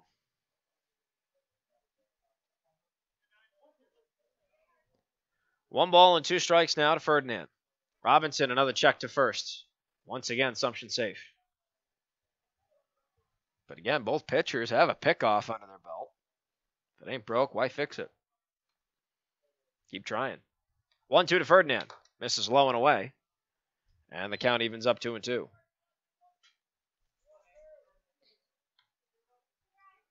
Paris in the on-deck circle for post 22. Sumption's on first. There's 1 out in the bottom of the fourth. The Hardhats have a 3-0 lead. 2-2 to Ferdinand. Swung on, and that ball's pushed high in the air to left, and that ball is going to drop for a foul ball. That's right as we lose sight of that foul line where the fence starts to impede our vision there. Awfully close. But Ferdinand has to come back to the batter's box, and Sumption has to go back to first. Otherwise, we were definitely looking at extra bases. Definitely foul. Mitch Messer was standing there looking right down the line in his third base coach's box. He moved towards the foul line to look at it. It landed a little bit foul. 2-2 again to Ferdinand. Swung on, he reaches it. Stop is made on a hop pitch short. Right to second for 1, to first for 2, and he got it. It's a double play. 6-4-3 double play, and that will retire the Hardhats. So for the Hardhats, it's 3 runs on 3 hits. No errors charged to Toyota. Nobody left on the base path. And at the end of 4 full innings of play, we are finally relieved of the scoreless deadlock. The Hardhats now have a 3-0 advantage for their defense to protect in the top half of the fifth. We'll be right back in just a few moments, folks. You are watching and listening to today's game on Hardhats-TV. Great faces, great places. Wet paint? Yep. And around here, when great places need a little love, great faces band together. Each year, First Interstate Bank employees help local organizations put a fresh coat of paint on homes of those in need. A small gesture, perhaps, but one that puts smiles on faces and strengthens bonds in the places we serve. First Interstate Bank. It's you and I together. Well, as we head now to the top half of the 5th inning, we are no longer scoreless. Post 22 now has the lead, 3-0, thanks to Eric Petrie's 3-run blast with 1 out in the bottom of the 4th. Numbers across the board for Toyota, no runs on a hit with no errors defensively, and the Hardhats, 3 runs on 3 hits with no errors on defense. Mark Benetti and Tom Rudabush alongside you for all the action for the Palouse Summer Series and the whole season. Today you're watching exclusively on Hardhats-TV, the official web stream of your Post 22 Hardhats. Kyle McGuire back to work. He'll face 8, 9, and 1 in the order for Toyota. Nick Rose, the catcher, looks at a first pitch strike at his knees. He's 0 for 1 in the ball game, and he's behind 0 and 1. Full windup for McGuire. Here's his 0-1 pitch. Rides high, and the count evens up to a ball and a strike.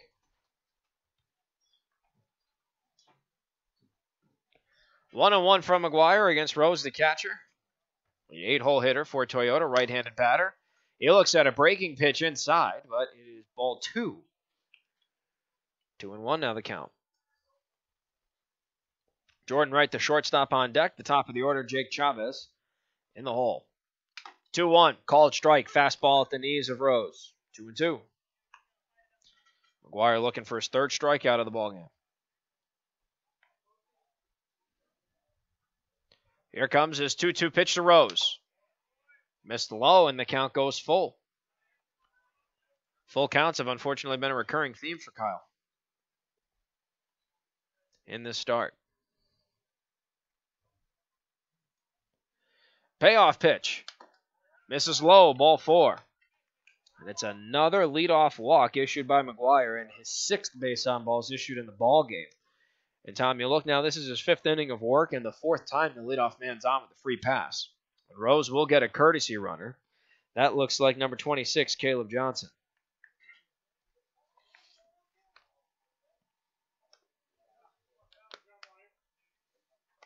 So Johnson into courtesy run for Rose, the catcher. That'll bring up Jordan Wright, the shortstop, who's 0 for 1 with the second of 2 Kyle McGuire strikeouts in this start. First pitch, bunt showed, pitch is high, runner goes, didn't get a great leap. Tommy Wall got the tag at second. No, they're saying he didn't. Oh my goodness, oh so close. It looked like from here he may have gotten it, but Johnson got away with murder and took off for second. Boy, I'm not. The pinch runner there, the courtesy runner, is Mitch Messer goes out to talk with the base umpire, saying that the guy left the base path to evade the tag. But the courtesy runner appeared to be carrying a refrigerator on his back. I mean, he was not going down there with any type of speed. And Timmy Paris double clutched before he even threw to second. And Tommy Wall caught the ball about 5 feet to the first base side of the second base bag. It was a high throw, and somehow the pinch runner was able to evade the tag for a stolen base. But, man, I just thought it looked like he was dragging anvils. Well, now here comes a 1-0 pitch to Wright. Pitch is swung on. It's hit high in the air, but foul. And the count evens up at 1-1 for the Toyota shortstop.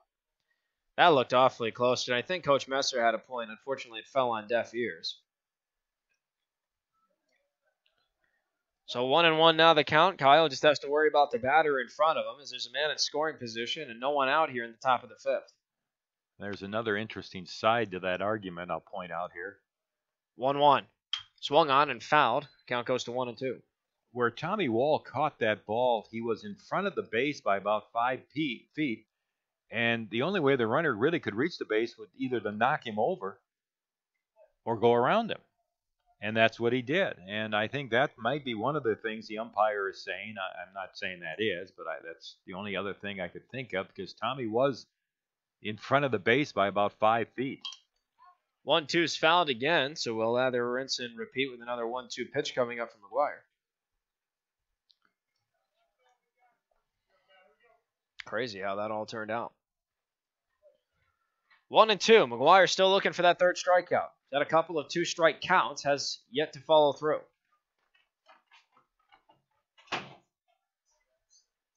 Chicks at second. 1-2 pitch. Rides high. 2 balls, 2 strikes to count.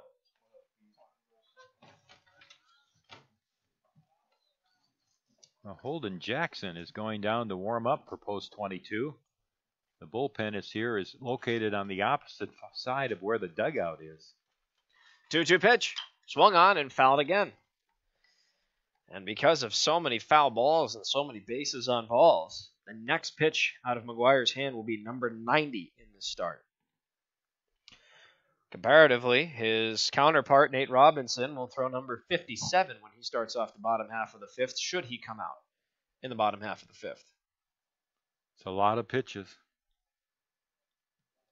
2 balls, 2 strikes. McGuire checks Johnson at second. 2-2, buzzes the tower high and inside. That's going to push the count full. Well, these are the 8 and 9 hitters that Kyle is facing again. And that's where trouble brews. If you get those last 2 men on base.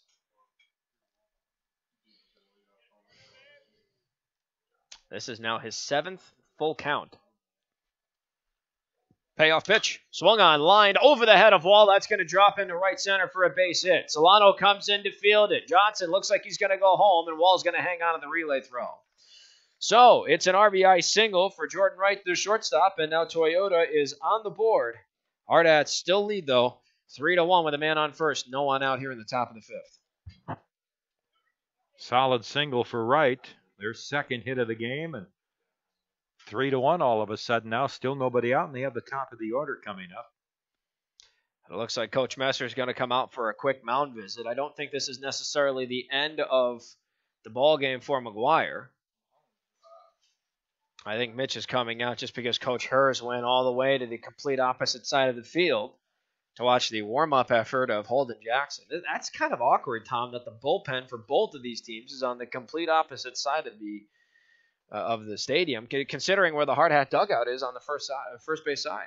Well, it's not bad for the team in the third base dugout. Oh, absolutely not. But for the first base dugout, it's a long trek, and Holden Jackson now is just starting to get his arm loosened up and starting to toss the ball a little bit, so he's still a little ways away from coming in as the umpire reaches the mound as Mitch Messer tries to delay as much as he can. I wonder if, just to be funny sometimes, these coaches, when they're being pushed by the umpire, they try to include the umpire in the conversation. Just try to make him feel a part of it. Maybe that gives him an extra couple of seconds, no? There's Walker Paz.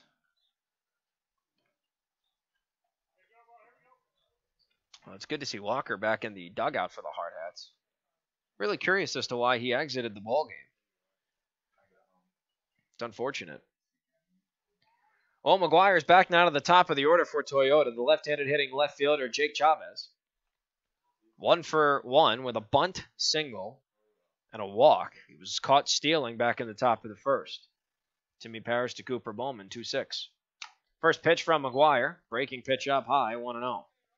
Justin Kramer's on the edge of the grass at third, looking for a possible bunt attempt here by Chavez. Wouldn't be surprised to see it come with no outs and such a tight score on the board at 3-1 for the Hardhats. 1-0, called strike on a fastball, and the count evens up to a ball and strike.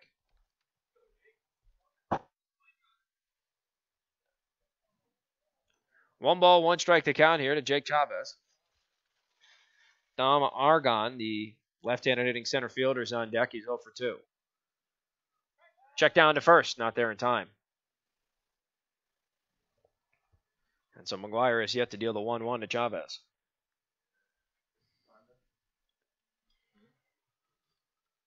Nobody's out here in the top of the 5th. The Hardhats still in the lead. However, their lead's been cut from 3-0 to 3-1. 1-1 pitch. Rides high. 2 balls and a strike. Don't be surprised, Tom, if this is the longest at-bat of the ball game. McGuire's probably going to check down a couple more times. He's going to be very deliberate on his pitches just to give Holden Jackson enough time to warm up. Here's the 2-1. Swung on, and that is ripped foul first base side. And the count will even up at 2 balls and 2 strikes.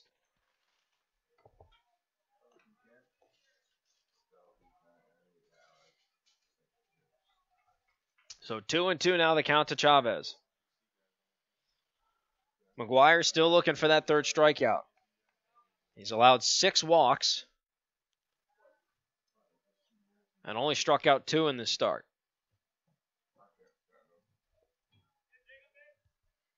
McGuire taking his time, finally agrees on a sign with Paris. Checks first. Here's his 2-2. Breaking ball just missed. And the count goes full at 3-2. Interesting to see if they start the runner at first here. 3 balls, 2 strikes to count. Runner goes. Payoff pitch is just fouled. And the count will hold at 3-2. Second payoff pitch to come from McGuire. Good call, Tom.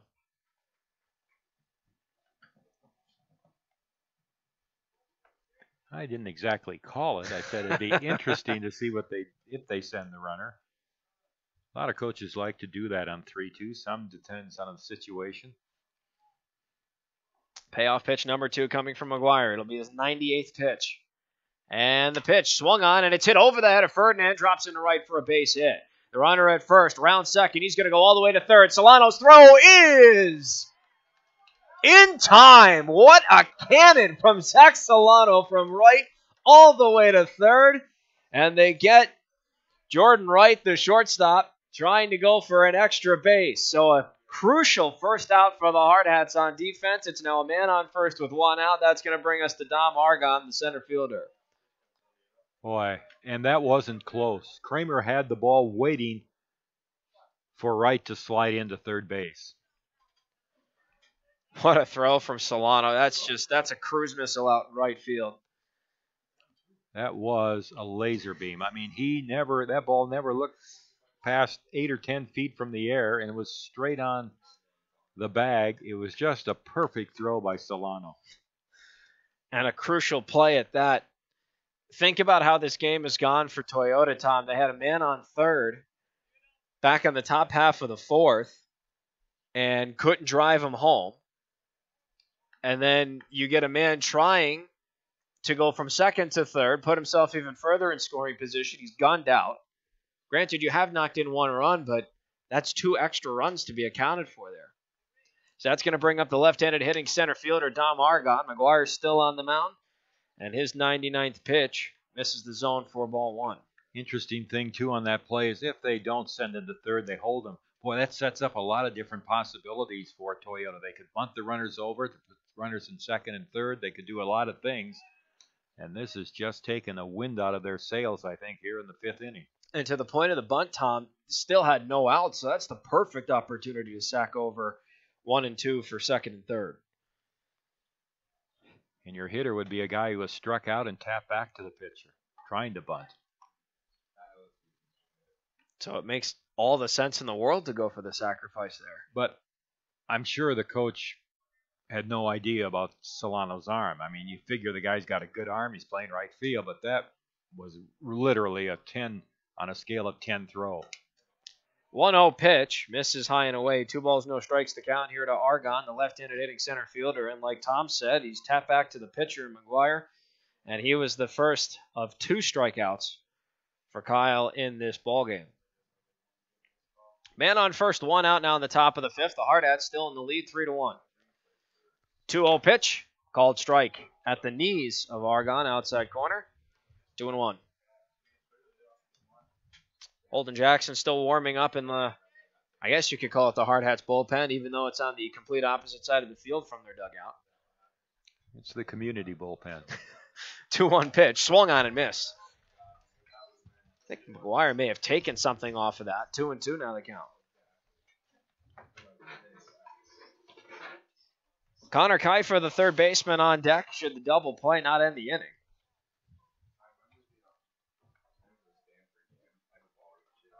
Two-two pitch. Swung on, and the ball is popped up. Shallow left field. Coming in from shortstop is Pullman, and he'll make the catch. So 2 down now with a man on first for the Hardhats to defend. McGuire, by the way, just threw his 103rd pitch. And I don't think he's going to come out of this ball game just yet. That's going to bring up the 3-hole hitter, Connor Kiefer, the third baseman, who's 0 for 1 with a ground out to Cooper Bowman at short and a walk. And he was the gentleman stranded on third back in the top half of the 4th. So McGuire trying to get out of the inning here. His team up by 2. 2 outs and a man on first. And the first pitch rides upstairs for ball 1.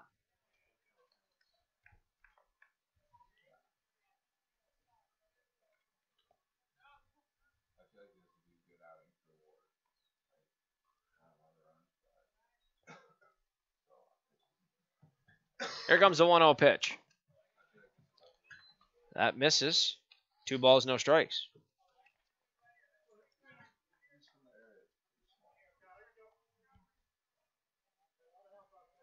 2-0 now to Kiefer with a man on first and 2 outs here in the top half of the 5th. 3-1 Hardhats lead. McGuire checked down to first, not there in time. So the Hardhats have been benefited from two big defensive plays, one from Tommy Wall at second to end his scoring threat. Zach Solano to throw out a lead runner. Next pitch is hit right back to Wall. He's going to play that on a hop. Throw to first in time, and the 4-3 putout will end the top half of the fifth. Well, Toyota does get a run on the board. They do so on the power of 2 hits, but that's all they get. No errors charged to the Hardhats. 1 man left on the base path all the way at first. 4.5 innings are in the books, and Post 22 has a 3-1 lead. Look to build upon it in the bottom half of the fifth. 7, 8, 9 are due up. Timmy Parrish, Justin Kramer, and Connor King. We'll see them in a few moments as you are watching this game exclusively today on Hardhats-TV, which can be found all season long on Post22Baseball.com.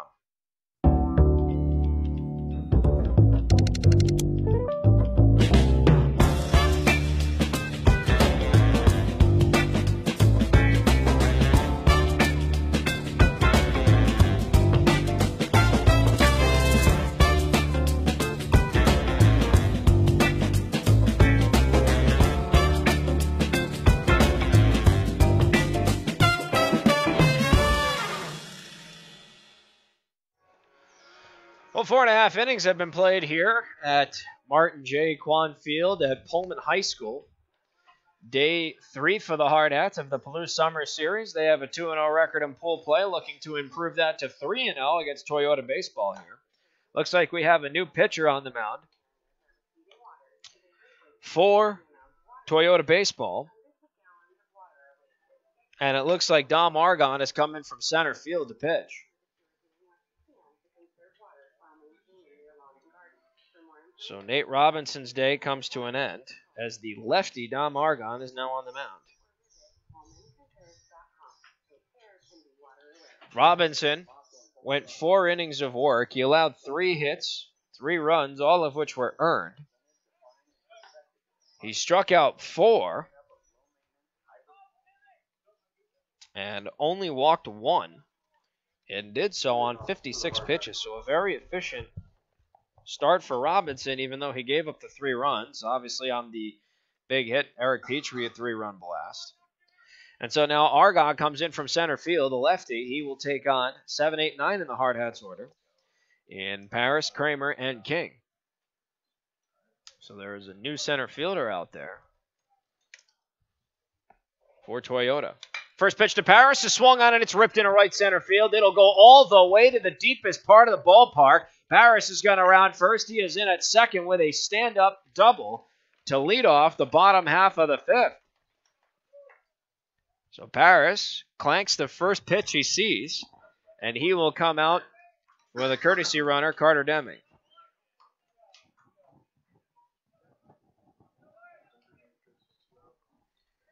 So now Paris, who started off the game with a backwards K in the book, fires back with a 2-bagger. That's going to bring up Justin Kramer with a man in scoring position and nobody out.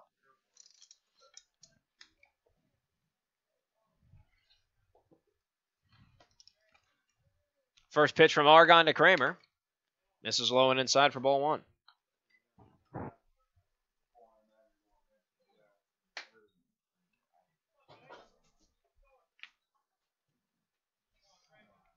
Argon taking his time.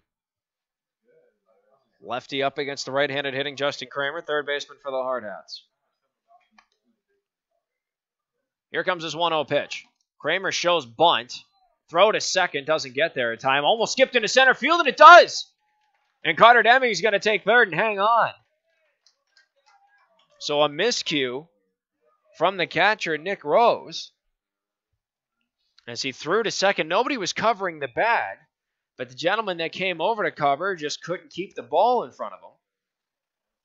So now Deming goes to third on the E2. That's our first error of the ball game. Justin Kramer's looking at a 2-0 count and now looks at strike 1, 2 balls and a strike.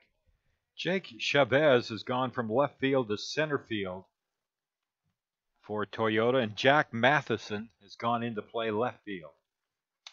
Next pitch to Kramer, called strike inside corner.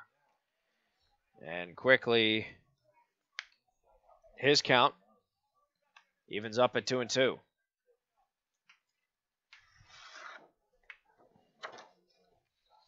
2-2 pitch. Swung on, and the ball is ripped to third. Stop is made on the play by Kiefer.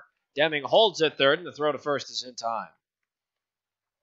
So 5-3 in the scorebook retires Kramer.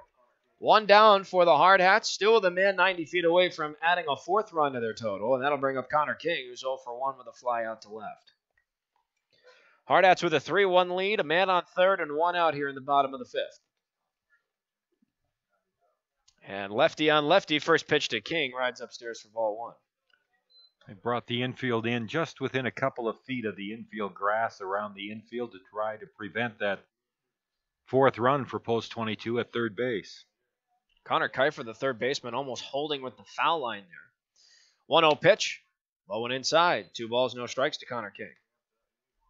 Connor has a very impressive batting average with runners in scoring position, hitting almost upwards of 350. With the man on either second and third base. 2-0 pitch. High and outside. 3 balls, no strikes. Dom Argon, the second pitcher used by Toyota Baseball, took over for Nate Robinson, who went the first 4 innings of play, allowed 3 runs on 3 hits, struck out 4 and walked 1. 3-0 pitch from Argon. Called strike. Low outside corner from King. 3-1 now his count. Argon now facing his third batter in relief. Gave up a double, retired 1. 3-1 pitch, low and away, ball 4. And so Connor King draws a walk with 1 out. Second base on balls issued by the Toyota pitching staff. And now there's men on the corners, and that's going to bring up Tommy Wall, who took over for Walker Paz at second base. So we're back to the top of the Hardhats order here. And it looks like we're going to have a conference on the mound between part of the infield for Toyota. Oh, I guess all of them now. It looks like everybody's invited to the session. Well, not really. I think the corners are staying at their respective bases. But it looks like second and short are coming in now to receive orders from another one of their coaches. So we have 2 separate conversations going on. Middle infield comes in to talk to the coach from the dugout. Another coach comes out to the mound to talk to Argon and his catcher, Rose. And the third conversation going on with Mitch Messer, his base runner, and his hitter. And then a fourth one between you and I up here with these headsets. 4 o'clock is our broadcast time, Rapid City time tomorrow afternoon. Post 22 plays the Washington A's here on Hardhat-TV and ESPN Radio, Rapid City tomorrow at 4 o'clock. Men on the corners and 1 out for Tommy Wall here in the bottom of the fifth. First pitch from Argon's low. It skips away. And taking advantage of home is going to be Carter Deming. He's in to score. So moving to second base is Connor King. Deming comes in to score after he courtesy ran for Timmy Paris. The Hardhats leads now 4-1 with 1 out in the bottom of the fifth. Tommy Wall has a 1-0 count. Still a man in scoring position with Connor King on second.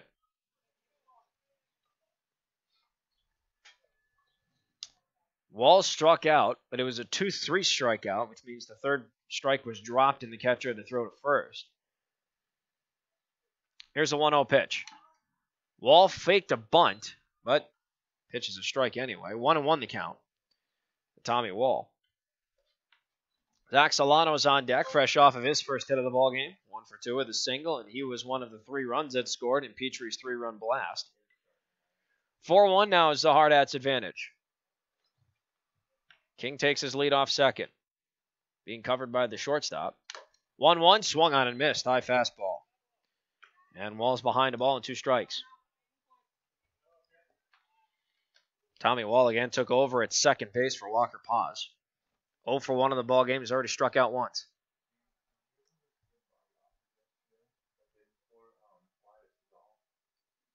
Argon checks second and will hang on to the ball, feigning a move towards second base. 1 ball, 2 strikes to count.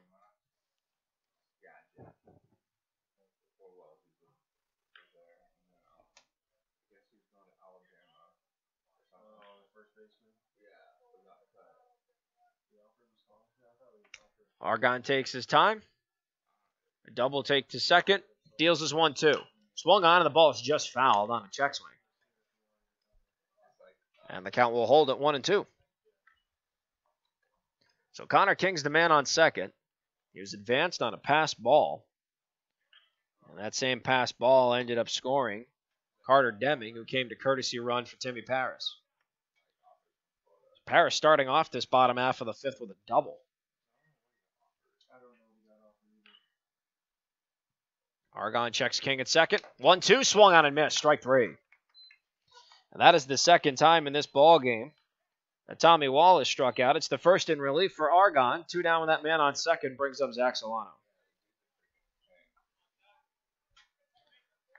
So Solano again comes into this at bat 1 for 2, fresh off of his first hit of the ball game, which was a single. Right up the middle in center field. Argonne feigns a move to second, and King retreats safely. Zach just might have, though, the play of the game when he threw out that base runner going to third with that laser beam from right field, which was an incredibly important play in the top half of this inning. Absolutely right. That was just a beauty of a play, and it once again denied Toyota of another runner in scoring position. First pitch to Solano, swung on, the ball's popped up, high in the air to right field. Underneath it is Eisler, tracks to his left, he lost the ball, and the ball drops about 5 feet to his right. Eisler lost the ball, and coming in from center was Chavez. He couldn't make a play on it. It's going to score a run. A bloop double for Solano, an RBI double, and the Hardhats are up 5-1 with 2 outs in the bottom of the fifth. Excuse me, 6-1. Oh, it is 5-1. That's right.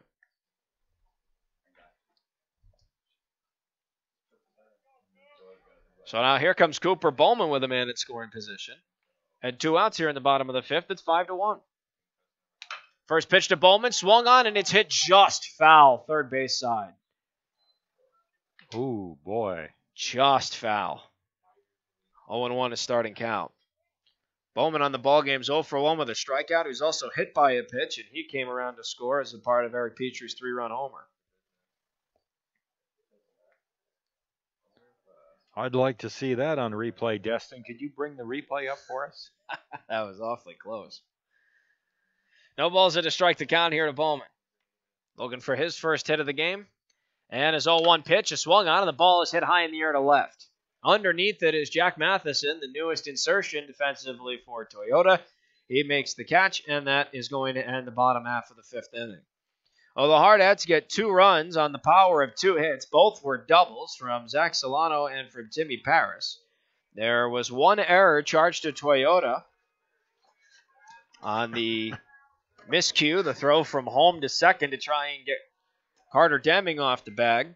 And there was 1 man left on the base path. That was Solano in scoring position. So the Hardhats add 2. They have a 5-1 advantage with the top half of the 6th inning coming up. And now Holden Jackson will take over on the mound for Post 22. We'll be right back in just a few moments as you are watching this game exclusively today on Hardhats-TV, which can be found all season long on Post22Baseball.com.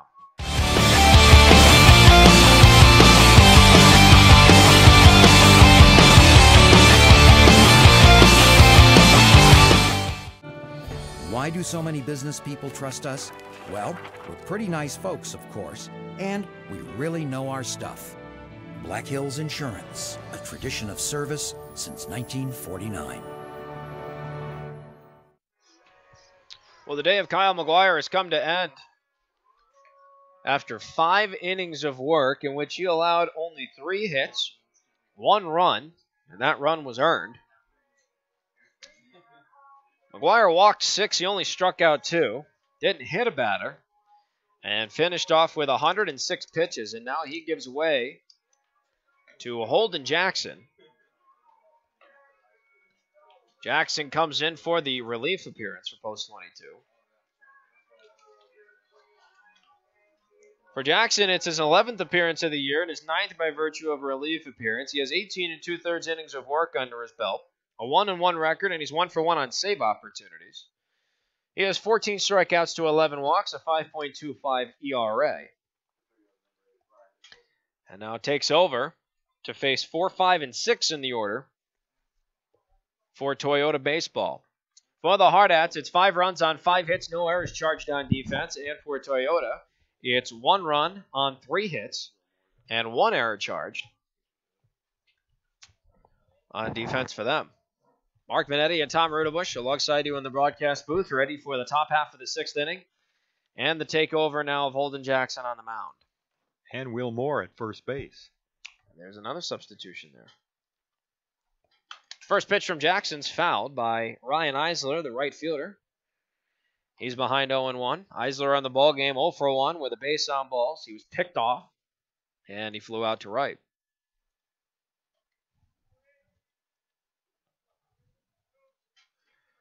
And here's the 0-1 pitch from Jackson. Swung on and fouled again. No balls and 2 strikes to count to Ryan Eisler.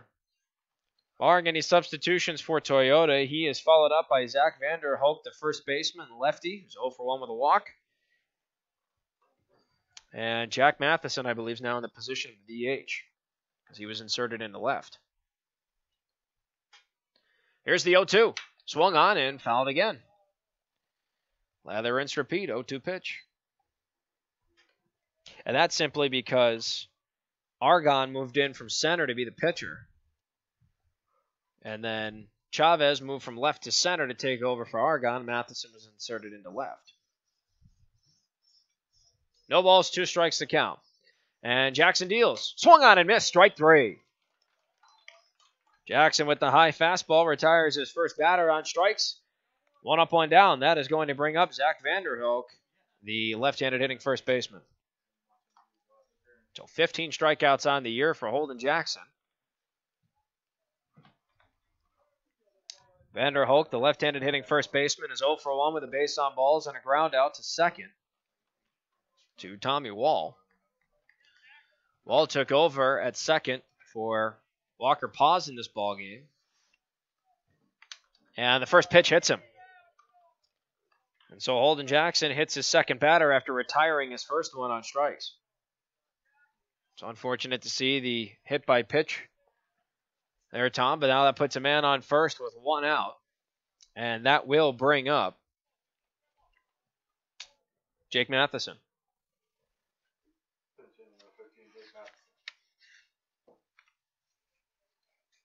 So Matheson was inserted into left field to start off the bottom half of the 5th inning. Now comes up with a man on first and 1 out.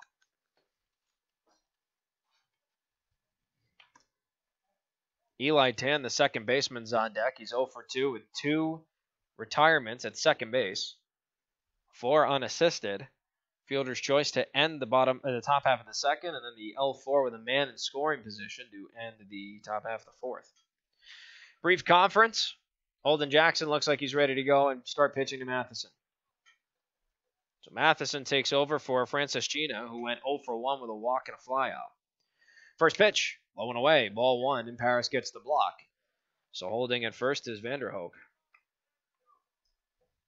1 ball, no strikes to count.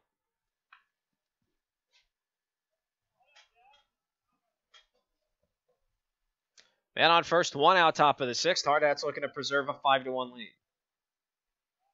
5 runs on 5 hits for Post 22, 1 run on 3 hits for Toyota. The 1-0 pitch from Jackson's fouled. Ball and a strike now, the count to Matheson.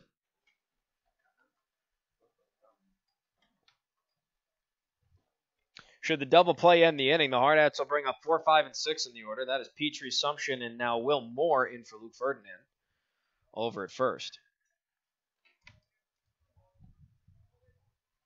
Jackson taking his time. Breeze on a sign with Paris. Glance over to first. From the stretch, 1-1 pitch. Rides up high, 2-1.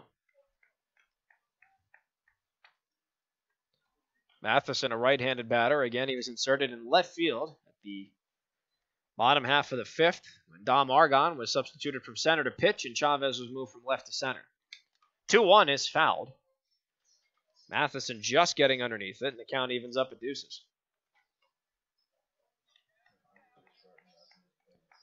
Supposedly, we have about 25 minutes on this game in which to start an inning. No inning can start after the game is 2 hours and 10 minutes old. Now the key is start. 2-2 pitch. Just missed low and inside. Count goes full. Because you could have 2 hours and 9 minutes played. If you start an inning, then you keep going. Just like we did yesterday. That was exactly what happened in the game against Rock Creek for Post 22 yesterday. Rock Creek did get the bat in the top of the sixth. Payoff pitch. We'll have to wait on it. Holden Jackson checks over at first, and Vander Hoek is safe. Vander Hoek, the lone base runner. He was hit by a pitch on the only pitch he saw from Holden Jackson. Only man on base on first, 1 out. Another check down to first. It's not there in time. Jackson still in a battle here with Matheson. He has a full count pitch to deal. Hoping to avoid another free base runner. 3-2 pitch. Swung on. Ball's hit right back to Jackson. To Cooper Bowman at 2-1. First 2 double play. Got it.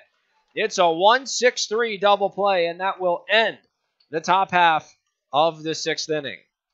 For Toyota, no runs, hits, errors, or anybody left on base. 5.5 innings have been played, and Post 22 still in the driver's seat with a 5-1 advantage. 2 up for the Hardhats, barring any substitutions. Eric Petrie, the DH, Zach Sumption, the left fielder, and now inserted at first base, Will Moore, who will bat for Luke Ferdinand. We'll be right back in just a few moments, folks, here on Hardhats-TV, which you can find all season long on post22baseball.com.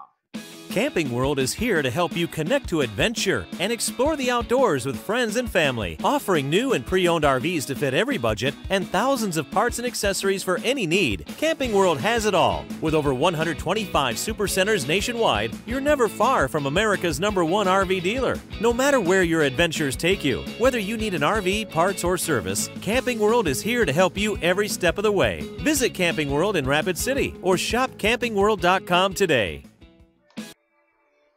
Well, Dom Argon is still out on the mound for Toyota, the lefty who came in relief of the big righty Nate Robinson.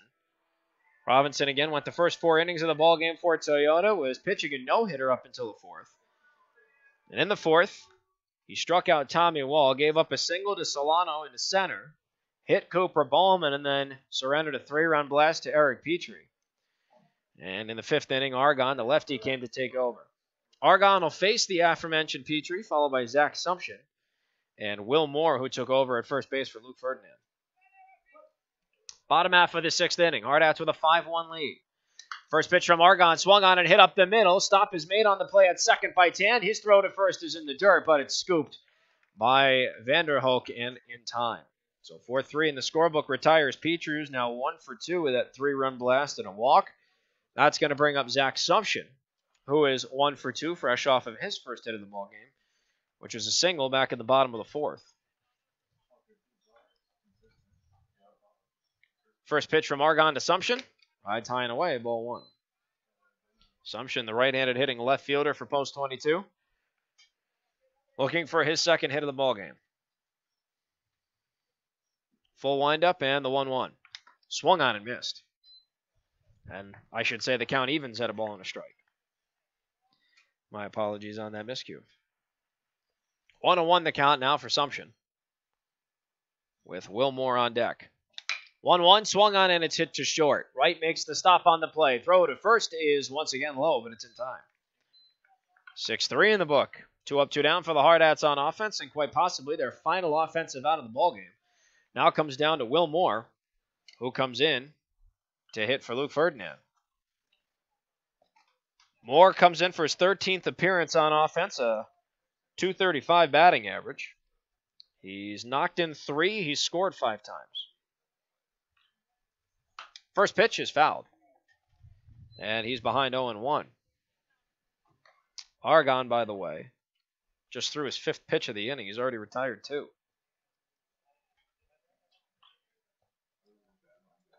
Two outs, bases are empty for Moore. Bottom of the 6th. 0-1 pitch, swung on and missed. 0-2 now the count. And Argon's 1 pitch away from retiring the side 1-2-3. This one would be his second strikeout in relief. Lefty on righty matchup, mound to home plate. 0-2, swung on, the ball's hit high in the air to dead center field. Giving chase is Chavez, and Chavez falls forward, and the ball drops in front of him. And Will Moore gets a 2-out double. Chavez looked like he misread the ball. He was going back to the warning track and then immediately started to sprint forward and fell. So Will Moore's on second with a 2-out double. That'll bring up Timmy Paris. Well, that wind again was held up. It looked like it was going to go farther than it did. Hence, Chavez really raced back to get in position to catch it. But when he turned around, the ball had been knocked down by that wind, and he didn't have a chance to make the catch. So the wind playing a factor once again. Moore takes a big lead off the second. First pitch to Paris is swung on and it's hit to short. Wright's there to make the scoop. The throw to first is in time, and that'll end it. So the Hardhats don't go down 1-2-3. It's no runs on a hit with no errors, and Will Moore stranded in scoring position. 6 full innings have been played. Post 22's 3 outs away from going 3-0 in pool play here at the Palouse Summer Series. They have a 5-1 lead to protect and 3 outs to record. We'll be right back in just a few moments, folks. You are watching this game exclusively on Hardhats-TV, which you can find all season long on post22baseball.com.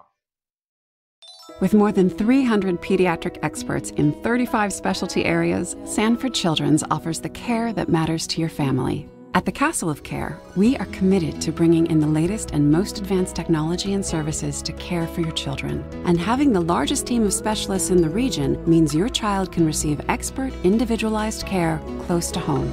At Sanford Children's, we promise to put your family first. To learn more, visit childrens.sanfordhealth.org. You don't have to try to hit a home run when you're hitting singles and doubles all day. Consistency wins games, and it's key to helping achieve your retirement goals. At Weitzel Financial Group, they believe they're there to help with your own ideals and goals. Head toward your field of dreams. Call Weitzel Financial Group for a consultation at 348-1152. Kurt Weitzel is a registered representative and investment advisor representative with and offers securities and advisory services through Commonwealth Financial Network member FINRA SIPC, a registered investment advisor. Weitzel Financial Group, 817 9th Street, Rapid City, South Dakota, 57701. Post 22 leading 5-1 now as we head to the 7th inning. 5 runs on 6 hits for the Hardhats. A run on 3 hits for Seattle Toyota. And it will be the lower third of the batting order for Toyota baseball to bat here in the top of the 7th against Holden Jackson, who pitched a scoreless 6th inning in relief of starter Kyle McGuire. McGuire stands to win the game, and Holden Jackson trying to finish it up here. Eli Tan, the second baseman, up. He's grounded out to second and lined out. He swings and chops this one towards Bowman at short. Scoops it up. Throw to first base for the out. 1 pitch, 1 out here in the top of the 7th as Tan retired short to first. That also wasn't an easy play for Cooper Bowman because when the ball was hit, looked like it started taking those high chops and then it just kind of died in the grass. It didn't take another big hop, so Bowman had to adjust on the fly, really get his glove to the ground. A nice scoop, a nice throw, and 1 pitch, 1 down. Nick Rose up, the catcher. He is grounded out to third. Walked in, scored in the 5th inning, scored the Toyota run, and takes a pitch down low and inside for ball 1. 1 ball, no strikes. Holden Jackson kicks and throws, and a strike on the outside edge. 1-1 on the Toyota catcher.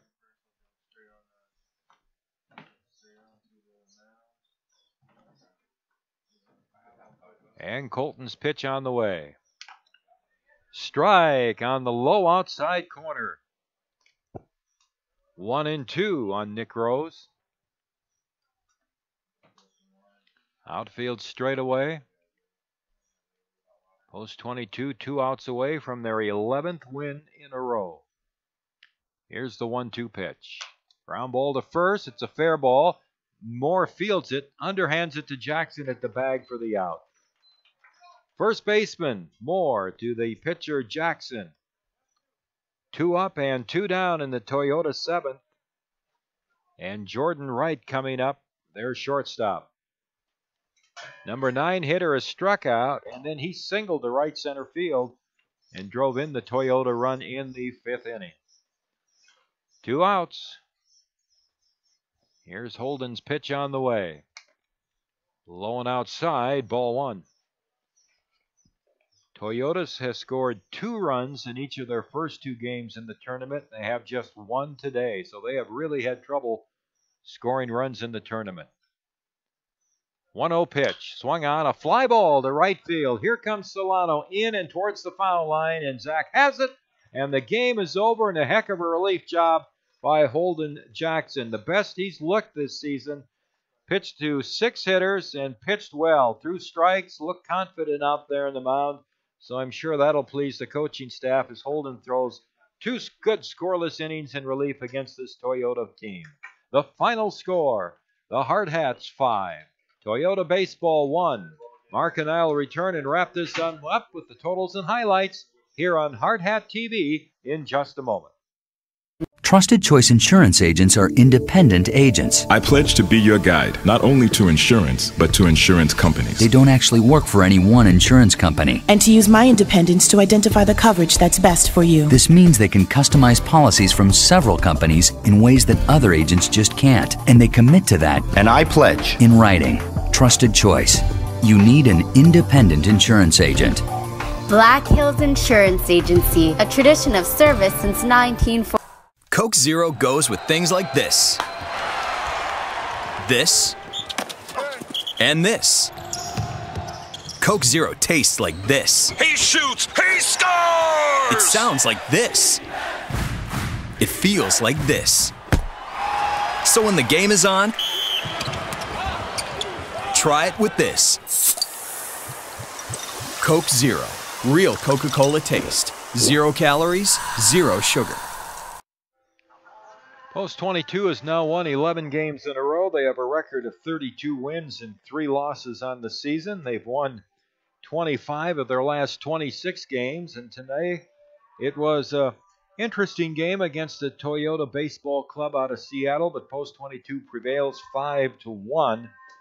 Kyle McGuire and pitched pretty good baseball, although he struggled with some control issues. He was in a pitching duel with Nate Robinson until the bottom of the 4th inning, when with 1 out, Zach Solano singled. Cooper Bowman was hit by a pitch, and Eric Petrie unloaded his 6th home run of the season over the fence in left center field, a 3-run homer to give Post 22 a 3-0 lead. Toyota Baseball came back with a run in the 5th inning to make it 3-1, and then Post 22 added 2 more runs in the 6th inning, and 1 on a double by Zach Solano, 1 on a wild pitch. 5 runs, 6 hits, and no errors for Post 22. They stranded 2. A run on 3 hits, 1 error, and 5 left for Toyota. Kyle McGuire picks up the win, allowing 1 run in 5 innings, and then 2 scoreless innings in relief for Holden Jackson. The starter and loser was Nate Robinson for the Toyota team. So Post 22 is 3-0 in pool play, and depending on the outcome of the game played earlier today between Rock Creek and the Washington A's, if Rock Creek would beat Washington, then that would clinch it for Post 22 tomorrow, no matter what happens in their game against Washington, because that would give Washington 2 losses, and Post 22 is still unbeaten. So good performance, Mark. It's good to see some games that don't end in 5 innings. It's good to see some games that we have to work to win. And it was good to see that the pitching of Holden Jackson, I thought that was a real plus here at the end of this game. It doesn't look too flashy, Tom. Only 1 strikeout on 6 batters faced, but he didn't allow a single hit or a single run to come across in his 2 innings. I'm looking at 18 pitches here. He averaged 9 an inning in the 2 that he threw. He was absolutely fantastic for this Hardhats club. And the 1 jam that he got in on a count was a full count, only 1 that he had to face in 6 batters. It resulted in a double play when he ended up working it. Oh, and it came right back to him. So he started the double play at 1-6-3 to get out of the top half of the 6th inning.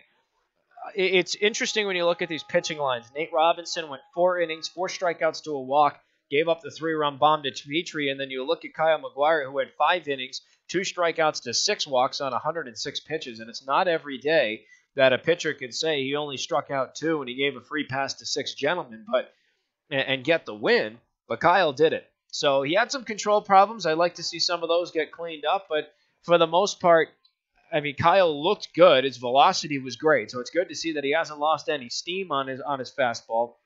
But control was a problem, and I look back at the scorebook, Tom, and I think at one point I counted 7 full counts that he got himself in. So if he wasn't being fouled off to drive up his pitch count, he was getting very deep against hitters because he would at least run them to 3 balls and make it pretty nerve-wracking to see whether or not he was going to strike someone out or give him a free pass. So unfortunately, we saw 2 strikeouts to 6 walks. We'd like to see that cleaned up. But overall, the Hardhats did a great job to work on things. Didn't get their first hit until the 4th, but 4th inning was really all they needed to really pull ahead. So it was good to see that come from the team. Petrie hits the 3-run homer to break the tie in the 4th inning. Zach Solano hit 2 hits and an RBI. Post 22, 5-1 winners over Toyota Baseball out of Seattle. Tomorrow, we'll be on the air at 4 o'clock Mountain Time as Post 22 will take on the Washington A's. 4 p.m. for the first pitch. The game here on Hardhats-TV and also tomorrow on ESPN Radio 105.7 FM, 1340 AM. Dual broadcast tomorrow, Hardhats-TV and ESPN Radio. So that's it for me today. 5-1 Hardhats, Mark. Absolutely right, Tom. I think that pretty much does it for all of us. So we get to see you back again tomorrow afternoon. We're back at Washington State University's baseball field, so that should be a fun time for everybody tuning in and watching our broadcast. Thanks again so much today, Tom. For my partner, Tom Rudabush, and our director of Hardhats-TV, Dustin Human, this is Mark Benetti saying so long. Enjoy the rest of your Friday. We'll see you tomorrow afternoon from Washington State's baseball field for Game 4 of pool play in the Palouse Summer Series.